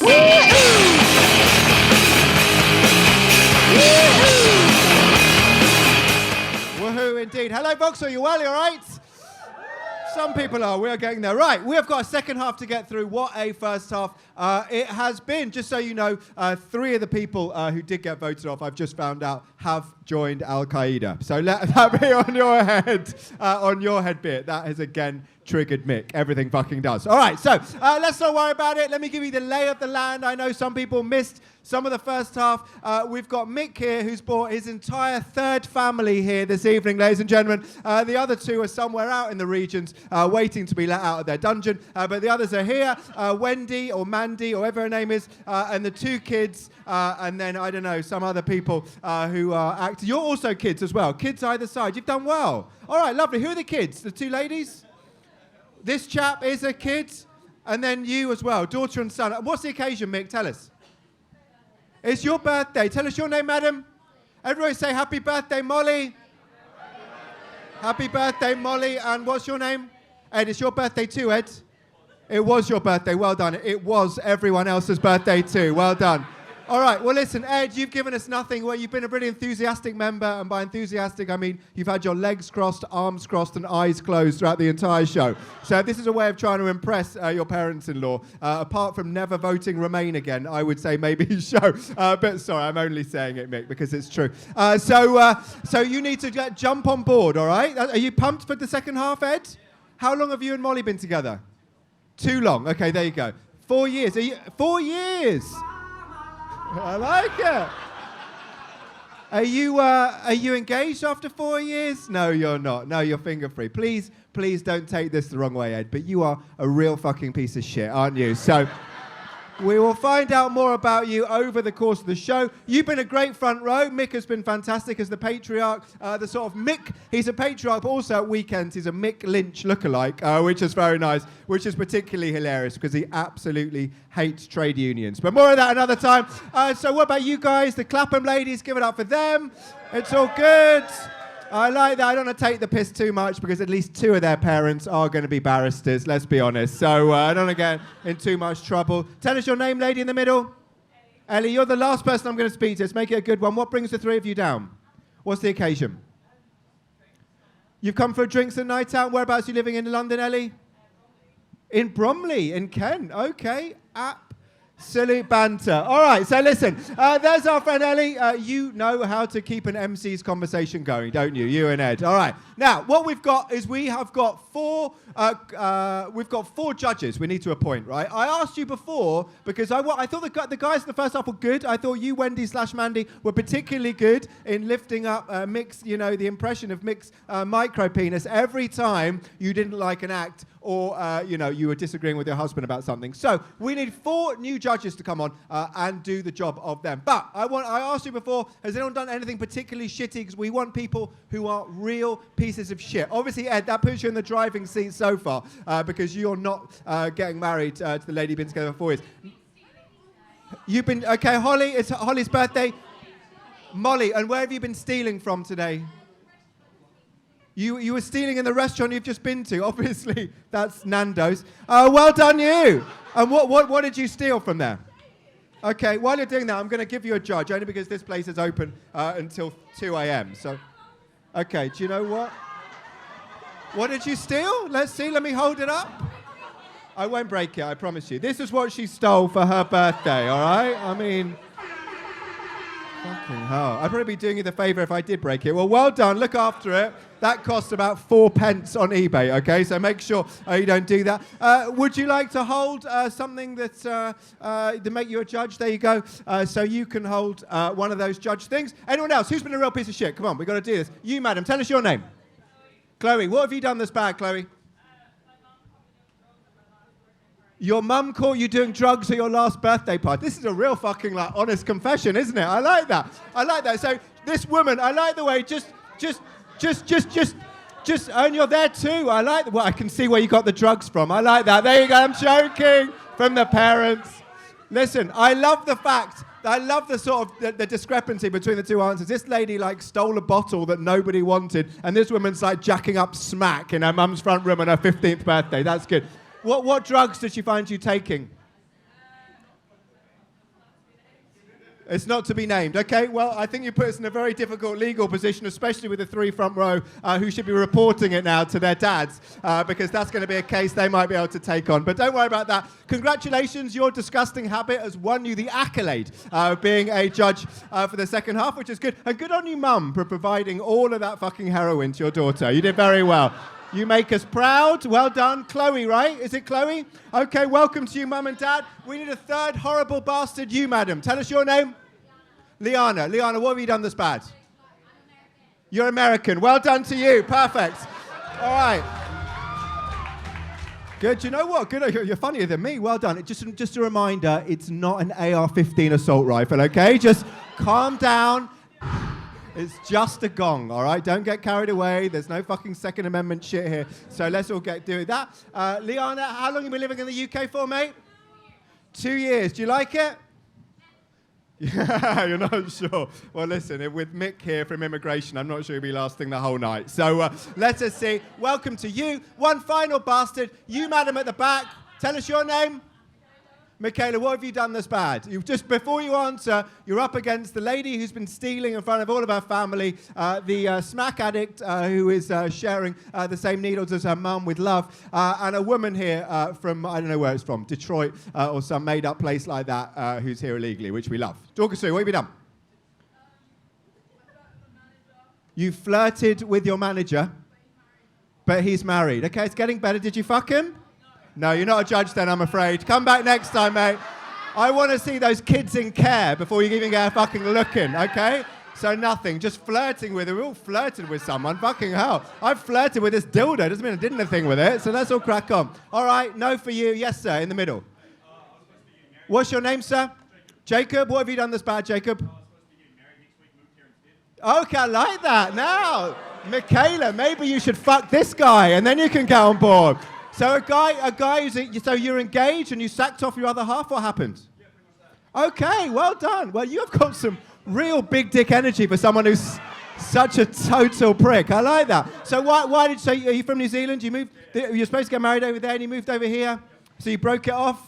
Okay, well, I'm trying to get the comedy. And I mean this with love. Obviously, you're a total sociopath because you have no ability for empathy. But well done, you. You've won yourself a gong and 4 claps from the potential daughter-in-law of Mick and Mandy. So well done, whatever that means. And they are worthless, trust me. All right, listen. You guys have been immense. This is how it is going to work.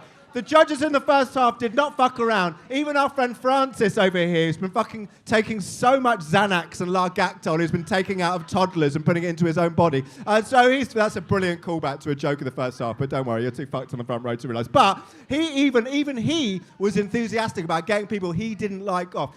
if you do not like them, Chloe, Molly, Ileana, and Total Piece of Shit, I'm not going to say your name. If you do not like them, they need to go, all right? Again, you're going to hear it. I'm not going to go through the rules, but you know it by now. Everyone's going to come up to 5 minutes. After 1 minute, you'll hear the ding. And then if you are not enjoying them, put those things in the air, all right? There is nothing worse than a comedy show where it goes on for too long because people are not being voted off.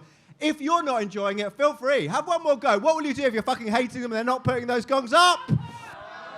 That will do. All right, it sounds like Mick having an orgasm, but let's not worry about that. Sorry, that's so grim with his daughter and son here. But let's not worry about that now because, don't worry, I presume they're someone else's. But let's not worry about that now. They are. Okay, shit, joke's on me. All right, I am going to be fucking murdered. I need some legal representation from your dad. All right, so let's not worry about that. So it's all good. These are all jokes, don't worry. Mick, you and me can go dry hump in the toilet straight after, but we've got a second half to get through. Are we clear? Thank you for clapping me dry humping her husband. Well done. She's really still on drugs, your mum. All right, I love it. So we're going to fucking get on it and we're going to smash it. We've got, I think, 3 people here, 3 people in the thing, and let's fucking make it happen. Are you ready for a great second half, ladies and gentlemen? Let's make it happen. We're going to bring on our first act right now, Sophie Macaroni. Turn down for what? Turn down for what? Hello. Can you give me a fuck yeah if you love your job? This isn't for you. The best job I've ever had was in a nursery. Given that is a role where you might get bitten or have poo wiped on you at any moment, it tells you about my work history. I did enjoy it though. I really liked encouraging children. You can make a positive impact on their life. They'll go, oh, it's too high, I can't climb up there. And I'd go, I'm right here. I'll catch you if you're a wuss. Or they'll go, look, I've drawn Mummy. And I go, yeah, that's an amazing drawing of a house.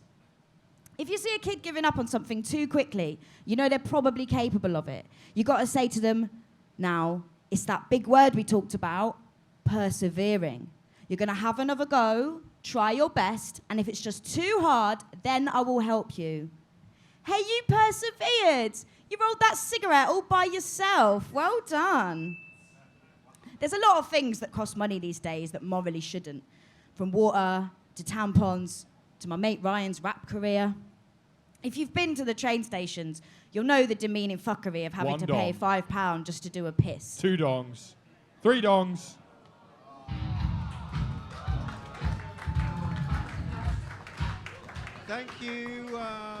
Thank you, Sophie. Thank you for starting off the second half.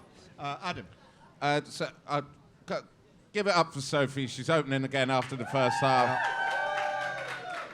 You know, we've all been to the toilet, gone to the bar, kind of forgotten why we're here. So like that is a hard job to do. So how long have you been going, Sophie?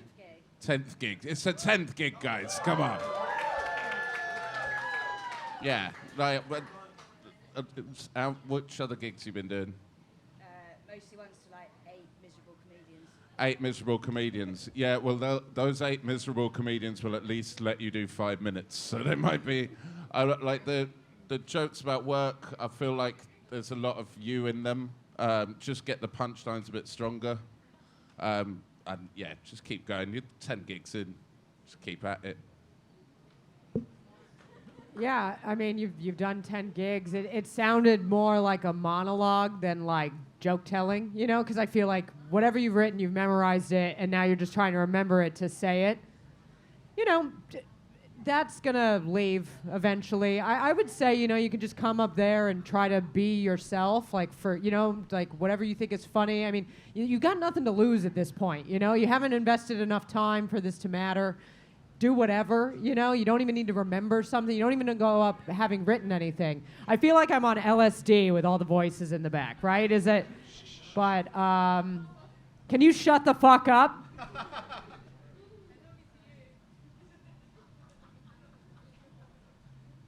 Thank you. So, you know, decide if you want to do this and keep doing it. You'll turn out like this, like me, you know, or you could do anything else with your life. So that's my advice to you. Yeah. Do you know what? One thing that I will say, that for whatever reason, the aircon was on, and that was really, really loud, and that may have put... that it was more difficult to hear. But I also thought, 10 gigs in, it didn't quite have enough. But I'm with these guys. Like, you've got to... they say you'll know once you've done 100 gigs, but I think even more than that. You've got to crack on, do it. The 8 miserable comedians, it sounds like you've been doing my shows, and that's all right, though. So keep at it. I mean, you don't look very happy with the outcome. No? But... carry on. Do keep writing, crafting stuff. 10 gigs in, it's nothing. Come back again, see us again. Hopefully you'll win it one day. Give it up. Okay. We got a bit of time for a couple of people from the Jug of Joy and Despair. Yes, please. Who do we have?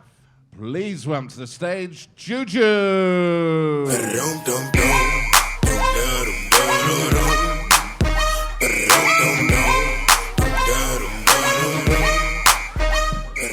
Hello. Yes, it is the person that was scanning your tickets. What? Yeah, it's me. I'm super fucking memorable and shit. Yeah. I'm so memorable. I'm trying to know how to start. I'm really bad at starting, and I think I should acknowledge this hat. It's a lot. It kind of looks like I look like Oliver Twist if the twist is everyone is bisexual. You're all bisexual. It is funny. I'm usually not the second bisexual on the show. I mean, it's weird. We should come in pairs. It makes sense, but this dude in the back is just, my God, I love him so much. I love you, dude. But it's weird being bisexual. You get to kind of live in both worlds. You get to live in the gay world. You get to live in the straight world. Like, I'll fuck a girl in a very gay way, and then I'll fuck a dude in a very straight way. Like, the labels, they all mix together and stuff.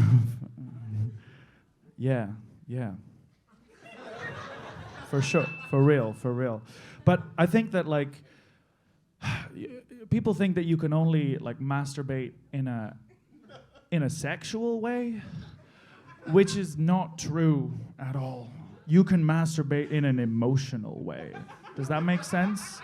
I'm gonna explain. I promise. It's gonna make sense. There's a specific genre of video that I like to watch that really does it for me emotionally. It's a genre where step parents. Some of you have internet browsing histories. Some of you, there's murmurings.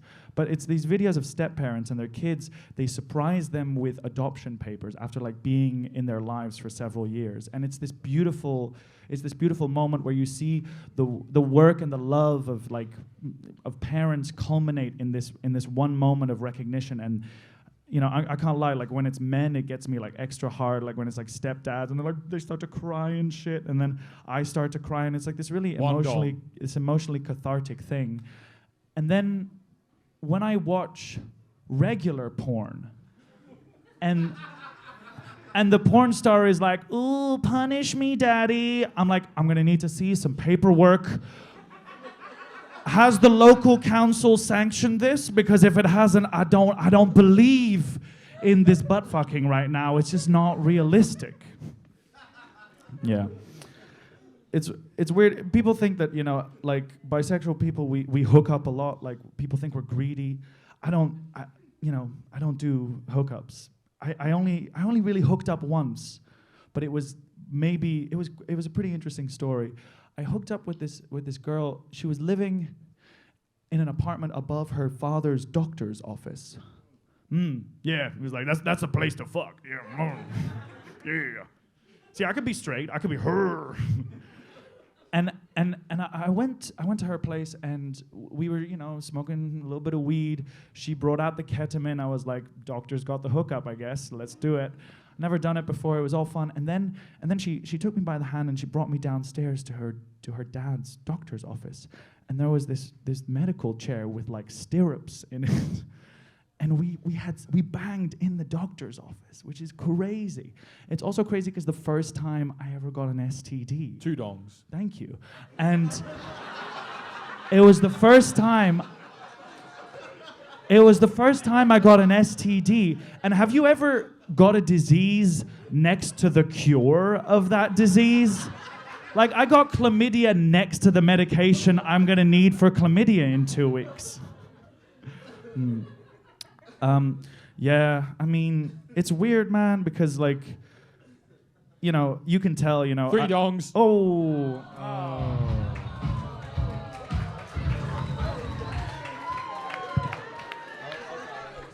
Juju, thank you very much indeed. How long was that, God? 4 minutes and 7 seconds. Oh, you're unlucky.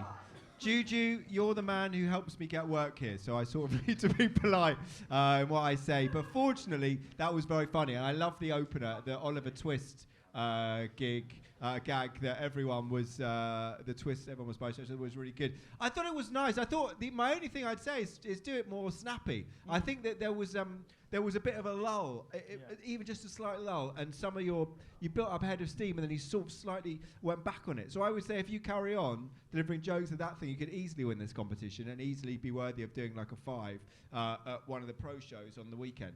I enjoyed it. I mean, obviously you can never now take off that hat because that's your strongest gag. So you're slightly fucked. And I'm not sure if your wardrobe advice, you might need something on, but that's a conversation maybe we'll have off the record. But well done to you, man. Unlucky. Come again. Obviously, you will be here every single Sunday, so I dare say you'll be doing that. Thank you, though. Adam? Yeah, I think people liked you like a lot, didn't they?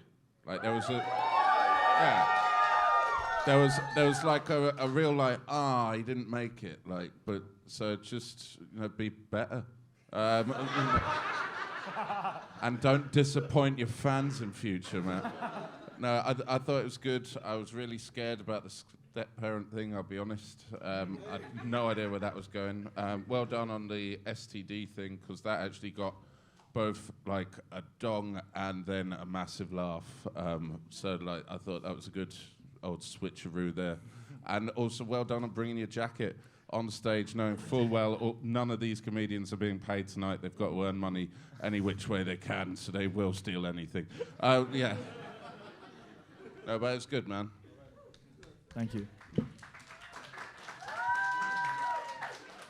Yeah, you're different. You're personal. You're not going to be for everybody, but that means you're probably going to be a great comic. So just that's my 2 cents. All right, short and sweet. Thank you very much. Choo-choo!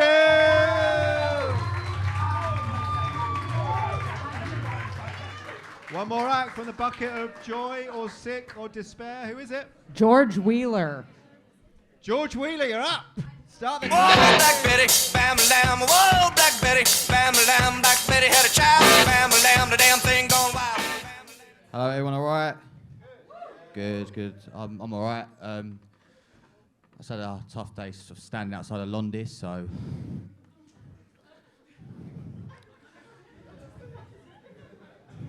A woman just went, he does look like that. Thank you very much.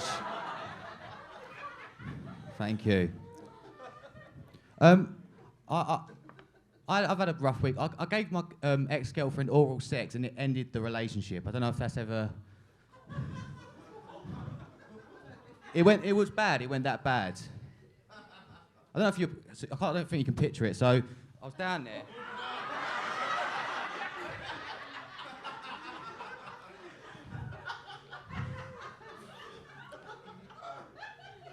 I don't know why my giving oral sex looks like I'm about to receive an American football either, but that's...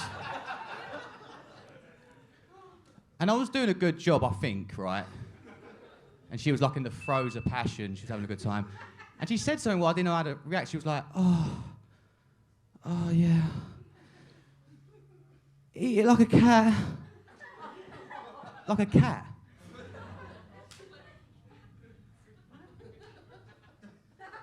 What the fuck does that mean? Does she want me to do it and finish and go to the neighbours? What does that mean? I mean, it's a pussy. It's not a saucer of milk. What do I do? I was like, all right, well, I like her. I wanted to have a fun time, so I'll just commit.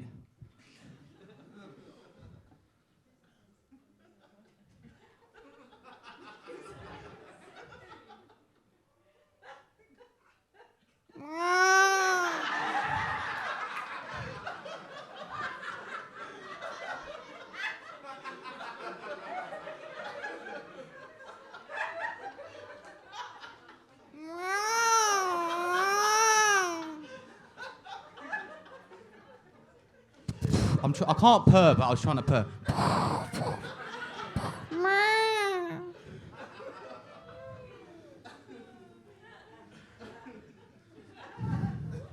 So she left, right? She left.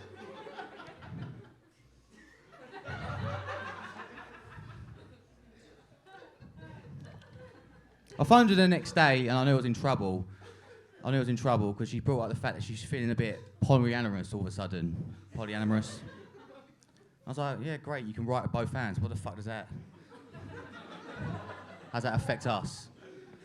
And then I remembered what that meant. I was like, fuck. And I just went with it. I was like, yeah, I don't care, whatever, fine. And I could hear in the voice, and she's like, oh, fuck, he didn't buy it. So I was like, all right. She went, yeah, I'm feeling a bit polyamorous. I'm feeling a bit asexual as well. So what you're telling me is you want to fuck everyone else apart from me? Is that basically... So I was gutted, so I hung up the phone. She broke up with me like that. And I rung my dad because I didn't know who else to ring. Like, I can't ring my friends because they're stupid. You know, I can't... Like, high-octane idiots. Like, I was once outside my house, right, and I lost my key. So I told him, I was like, buddy, I ain't got a key. He's like, you fucking prick. I was like, but my neighbour's got a spare one. He's like, yeah, but where does he live? That's how stupid we're dealing with, right?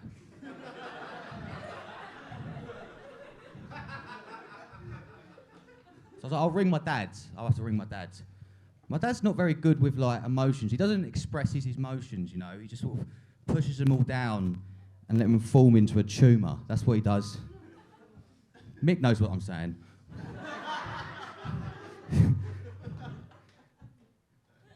But I was desperate, so I rung him, and I was like, oh, do you know what, Dad, I'm a bit gutted. He's like, what's the matter? What's the matter? He's got a cold. What's the matter? I was like, do you know what, Dad, I'm looking at my life and it's shit, you know. I'm performing in venues where they wave dildos at you. For no money, I've got no money. I'm living in this horrible flat. I just what is the secret to happiness, you know? What do you do to be happy? Like, how do I do it? Right. And how's work? Like, it weren't what I needed. But I was like, fuck it, I'm gonna go to my girlfriend's house. I'm gonna get the socks I need. So I want to look her in the eye one last time, you know. So I went up to her, knocked on her door. Door open, cat run out.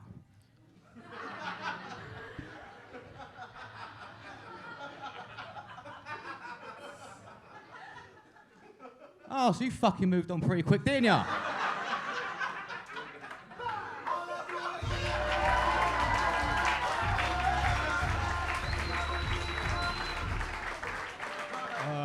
Give it up, George Wheeler, first person in the second half through.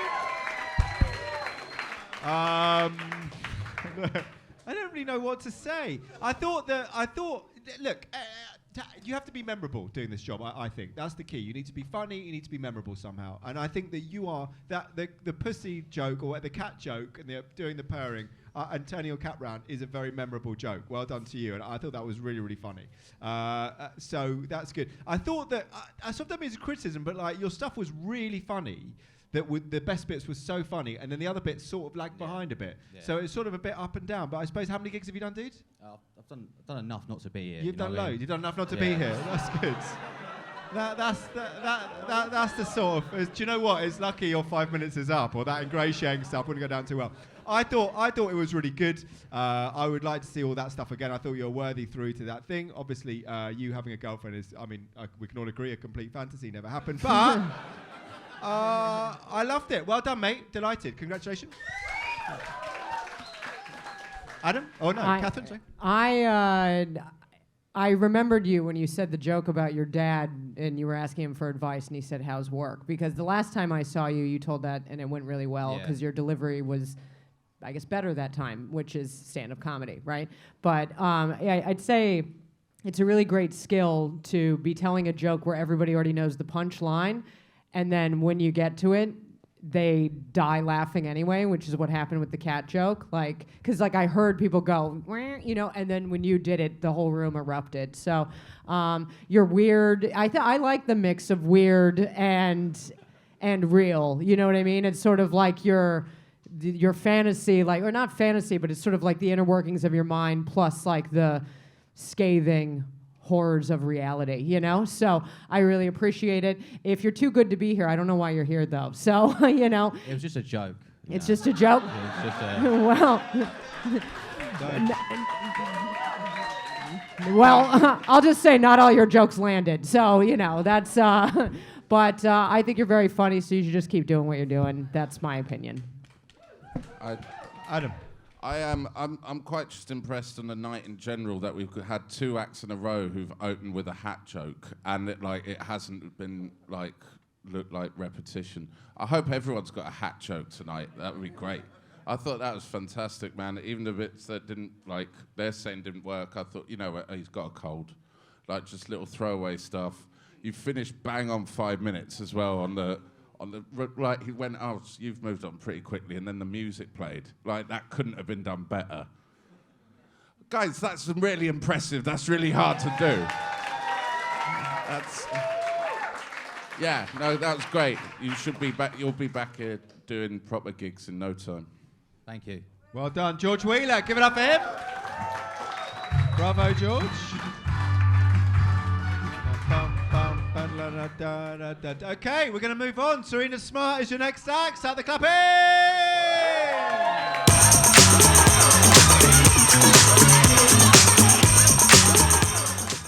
Hi guys, I'm going to start by addressing the elephant in the room. I mean, I shouldn't be wearing this hat, am I right?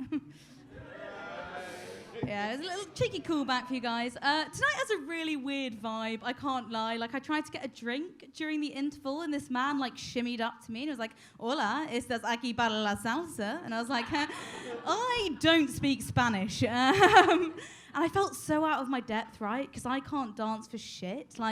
My signature dance move was once confused for the early warning signs of a stroke, right? The only salsa I know my way around is a salsa and chips. Yeah, I'm not like other girls. I eat pizza. But no, guys, today's actually a really big day for me. It's actually my 1-year anniversary at work. Can I get a woo? Yeah, I hate it. Because it's my first ever corporate job, right? Do we have any other corporate newbies in? Yeah? That's the level of enthusiasm I expected. I'm worried it's turning me into a really, awful corporate version of myself. I was chatting to my mum over Easter, and she says that I've really changed the way that I speak, which, fair enough. I did tell that I'd circle back to her text at the weekend, but I do think it's a bit rich coming from the self-same woman that once asked me if I wanted to go for a drink at Alberoni. And when I asked her where she meant, she pointed across the road to, I shit you not, an all bar one. That's Mum, we're in Islington, not the Amalfi fucking coast. But I mean, now I like that. Great, I'm glad for the immediate feedback. But I mean, now I'm so corporate, it's actually starting to affect my personal life, right? Now, the only way I can come is if I'm listening to the theme tune from Succession. Big fan of the latest season. And instead of porn to get myself off, I just watch compilation videos of Andrew Tate and Jordan Peterson talking about crypto, which has the added benefit that I'm fucked both by the patriarchy and my dildo. I mean, I say dildo, it's just a rolled up copy of the FT. I just love capitalism. Some people know Adam Smith is the father of modern economics. Sorry, I'm not doing a wiki how about fellatio. Fucking hell, what do you guys like? But yeah, some people know Adam Smith is the father of modern economics. I just call him daddy. But bit else about me, I'm recently single. If your definition of recent includes the last 3 years, but it's fine, I'm over it. My ex and I broke up because we just weren't seeing eye to eye, because, I'm 5'2", on an incline, and he was a massive cunt. My pet name for him was actually Pistachio, because I had to put in so much effort to get anything nice out of him. And he always used to nut in my mouth. I'm joking, his aim was terrible. But recently I've been trying to get myself back out there, and I've been getting myself on all the dating apps. My favourite app, I don't know if you guys would have heard of it, it's called LinkedIn. It's pretty underground. And LinkedIn's great, right? Because they've got all these filters. So I just filter out all the men that work in recruitment. Because I've got some standards. Like, it's not a real job. But I find dating really hard, because I'm not saying that I hate men, though I am strongly implying it. But if I had a penny for every time I've been sent an unsolicited picture of a dick, I'd have 20p, which, admittedly, not a lot of pennies, but it's lots of pictures of dicks, if you think about it. I mean, don't get me wrong, I'm not against dick pics in general, right? Like, I'm a fan of Picasso. I've taught myself to like things that are objectively unattractive, but being sent a dick pic is a bit like when your mum, like, tells you to do the washing up, you know? Like, I was going to do it anyway, but now that you forced it upon me, I don't know. Kind of somewhat less inclined. And I've never understood why guys send dick pics, because, like, personally, I don't think it's that big a deal. Like, I don't think size matters. Do we agree? Yeah? Okay. Wow. Your boyfriend is like, fucking hell. I like that all the men were silent, like a lot of small dick energy in the room. But I mean, personally, I don't think size matters. Like, I regularly sleep with guys that earn less than 30k, you know? It's what you do with it. No, but I've been going on a lot of dates recently. Where are my Clapham people at? There were some people from Clapham in, no? Okay. You should be embarrassed to admit. The other day, I went on a date with a guy from Clapham because one red flag was not enough. And honestly, I don't know what it is about guys from Clapham. Like, if the proximity to Infernos just makes you, like, equally insufferable. Like, just from a twat, like, via osmosis. But I'd never been on a date with a guy that had so much arrogance.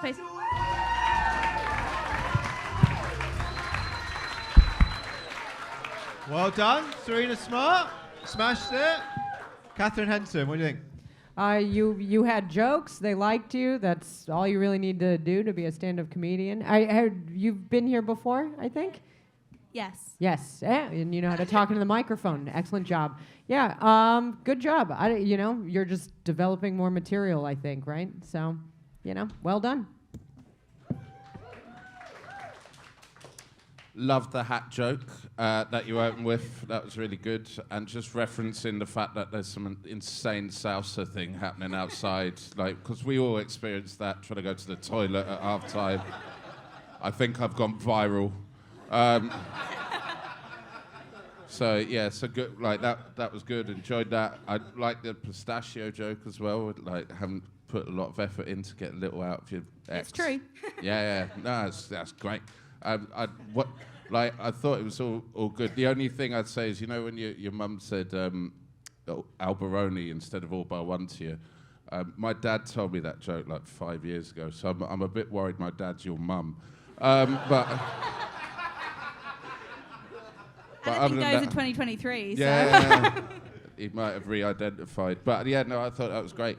Well done. All right. Well, look, first of all, well done for being related to my fellow judge, Adam Green. You're now brother and sister. I thought it was great. I mean, I thought it was quite ballsy to come on and totally just do two jokes, if I can say off the top of your head, one being the hat one, and then the other one being the one about salsa. So that was very impressive. I've seen you do it a few times, so that was really, really good. I thought that people liked you. These guys who I said from Clapham were actually from Bromley, but don't worry, they seem just as middle class as you. It's all good. Listen, if it doesn't work out at KPMG, you could have a future doing comedy, because I presume that's what you do. But generally speaking, I thought that was really, really good. I think likeable, got good energy, good jokes.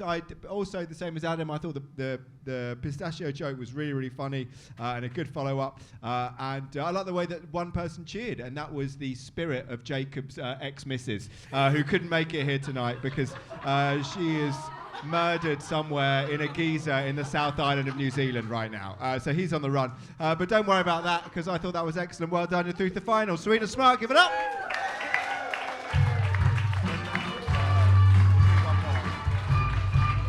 One more person from the bucket of joy, sick and despair. Who we got, Adam?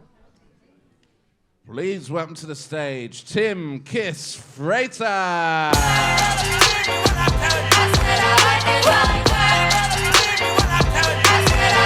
I like dollars, I like diamonds, I like stunning, I like shining, I like $1,000,000. Now you lot already know me as the maniac at the back with the world's loudest laughter. No, I know what you're all thinking. Holy shit, Rag and Bone Man got clean. No, I'm obviously not him. But I am autistic, which means that I am not human after all. I can say it, you can't. Except maybe Leighton.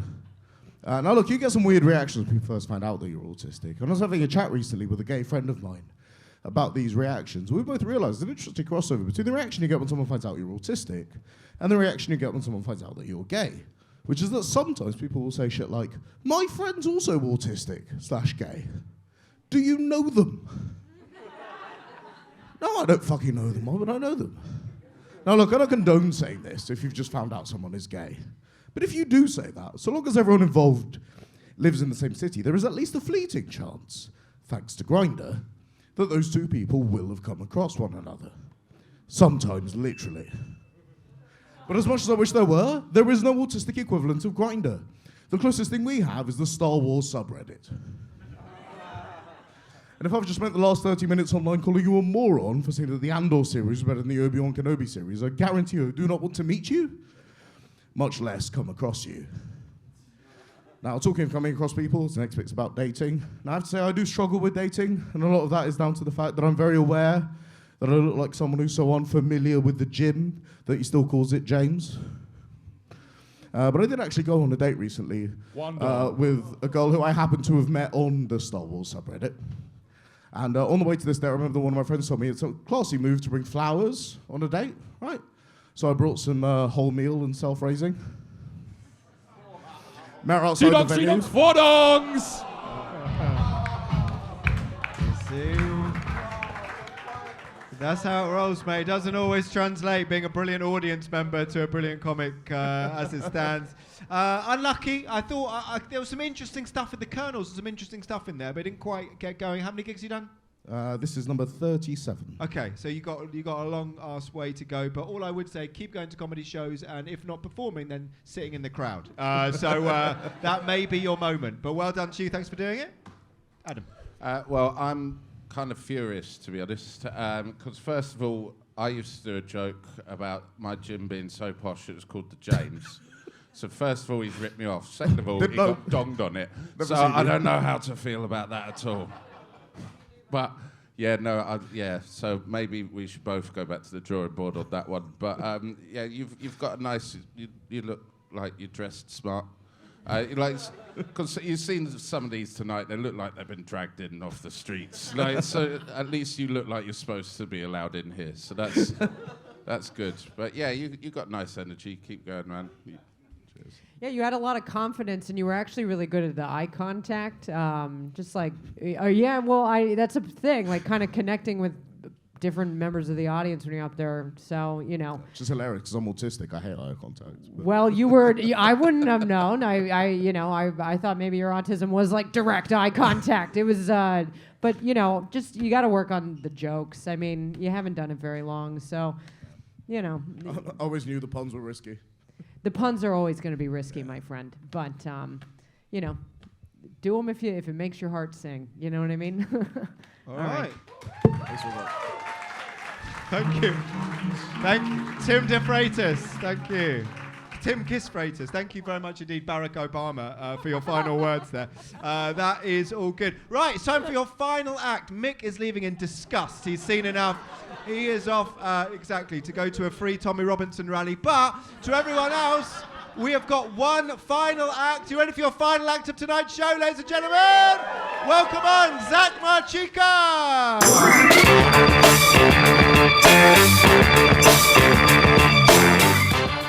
How's it going, guys? I am American. I'm sorry. A lot of people tell me I look American, which, at first I thought was a compliment. But I've come to realize do you think I'm the kind of guy who looks like he follows Maroon 5 on tour? Yeah. And I'm not from New York or LA. I'm from a very small town in Ohio.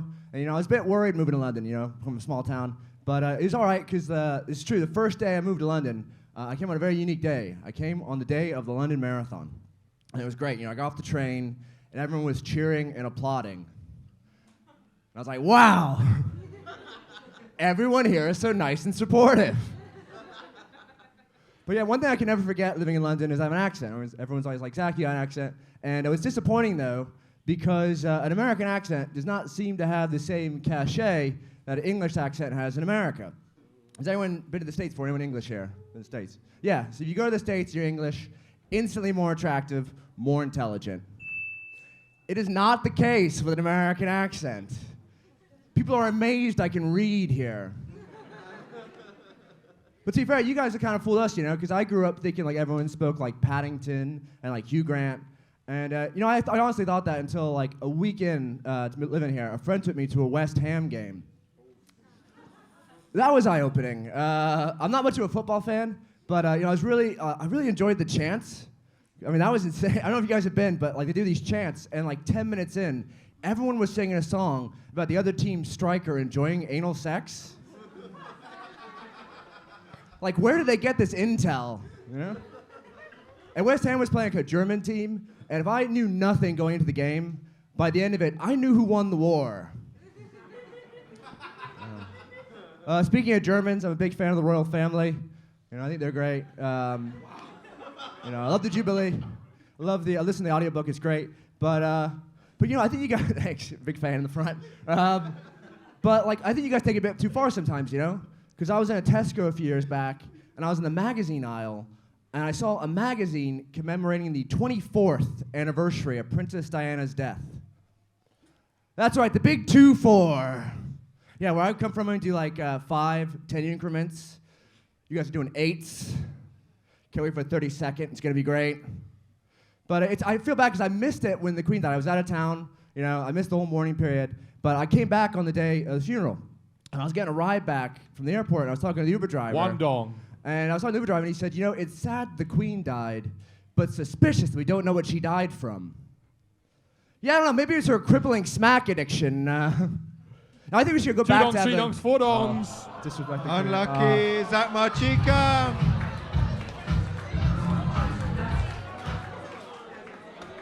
Well, there's nothing that a UK crowd likes to hear more from an American than the Queen dying of heroin. That is for sure.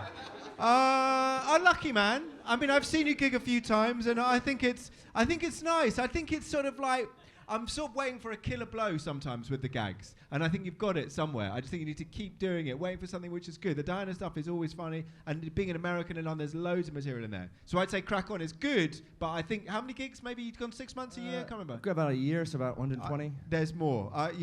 Strive for more. You'll get there because I think it's really funny. You got the basis of some good stuff. Well done, mate. Thanks for kind of closing the show, Adam. I think lesson learned for everyone tonight. Stop slagging off the Queen, guys. We love the Queen. You're gonna get gonged off. See, that's true. I like the stuff where you're saying when you come over here, we think Americans are idiots, don't we, guys? Yeah. See, lean into it more. Lean into that more. I genuinely don't think Americans can read or write. Look at Catherine's notes tonight. It's just a bunch of squiggles. Just drawings. So lean into that more. Put yourself down a little bit. That's cool. That's what we like to see. But you've got great confidence. You'll be good.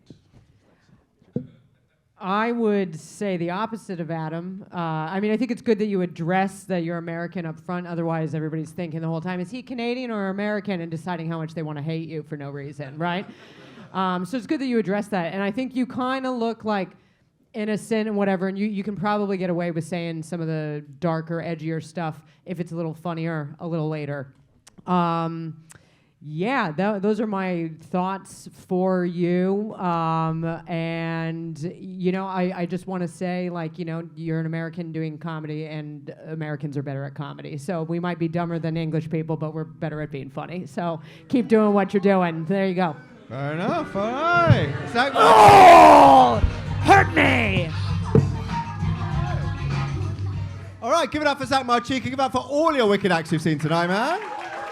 Regardless if they got through or not, that was ballsy coming in front of 90 people or so. So this is sort of gets to our moment of truth. We need to find out who won. There are 4 people who got through the 5 minutes: Mags, Leighton, Rolf, Serena, Smart, and George Wheeler. But we've got to decide on the judging panel who it is going to win. So God, we're going to ask you to play a bit of music, if you please, and let me confer with the people on the panel. All the people that got through, give them a clap, bring them back on stage. Thank you.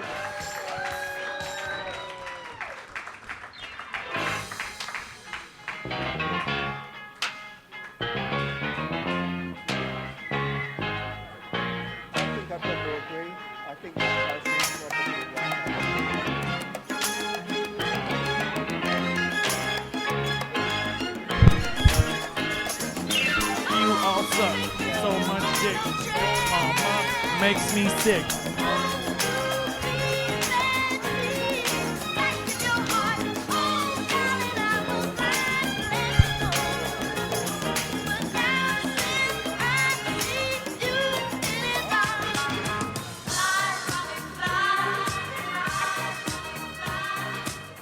Okay, thank you very much indeed, ladies and gentlemen. Your 4 finalists, after some extensive conversations with the judges over there, as you can see, we decided the winner of tonight's Gong Show, and the person who's going to come back here and do a spot, semi-pro or pro, or a weekend maybe sometime, is George Wheeler. Congratulations! All right, you can go. Well, you hang up here for a photo. You seem totally unmoved, just like it looks like you're going straight. You've come here from rehab and you're going back to rehab. So Mick is here to make sure you're back there on time. So don't worry about that. We don't have to do thank the you all chairs very today. much I'm indeed so for coming horny. out. We've never had anyone look more miserable for fucking winning. Normally I make the joke about someone killing themselves, they get gonged off, but you might kill yourself for winning. So at least we'd get an Evening Stand if that happened. What a fucking newsline. But don't worry about that. You guys have been a fucking brilliant, obviously except you, Mick. You've been a nightmare. But everyone else, you've been a brilliant audience. This place does comedy, I think 7 nights a week, so check it out. It's always got some brilliant stuff. It does brilliant stuff on, from pro shows the weekend to up-and-comers during the week, and also these Gong shows where you'll see the stars of tomorrow, like George Wheeler, until he obviously quits comedy in a round of big gun violence next year. But for now, it's been immense. Please give it up for your brilliant 2 judges, Adam Green and Catherine Henson. Give it up for your voice of God over there. The wonderful Lee Hudson, Sam, your producer, all the bar stuff. Here's some music. We'll see you next time. Keep supporting live comedy. I've been David Lewis. Good night. Thank you.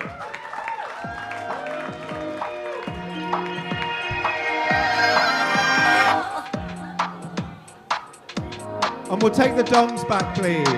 We'll take the dongs back. Thank you.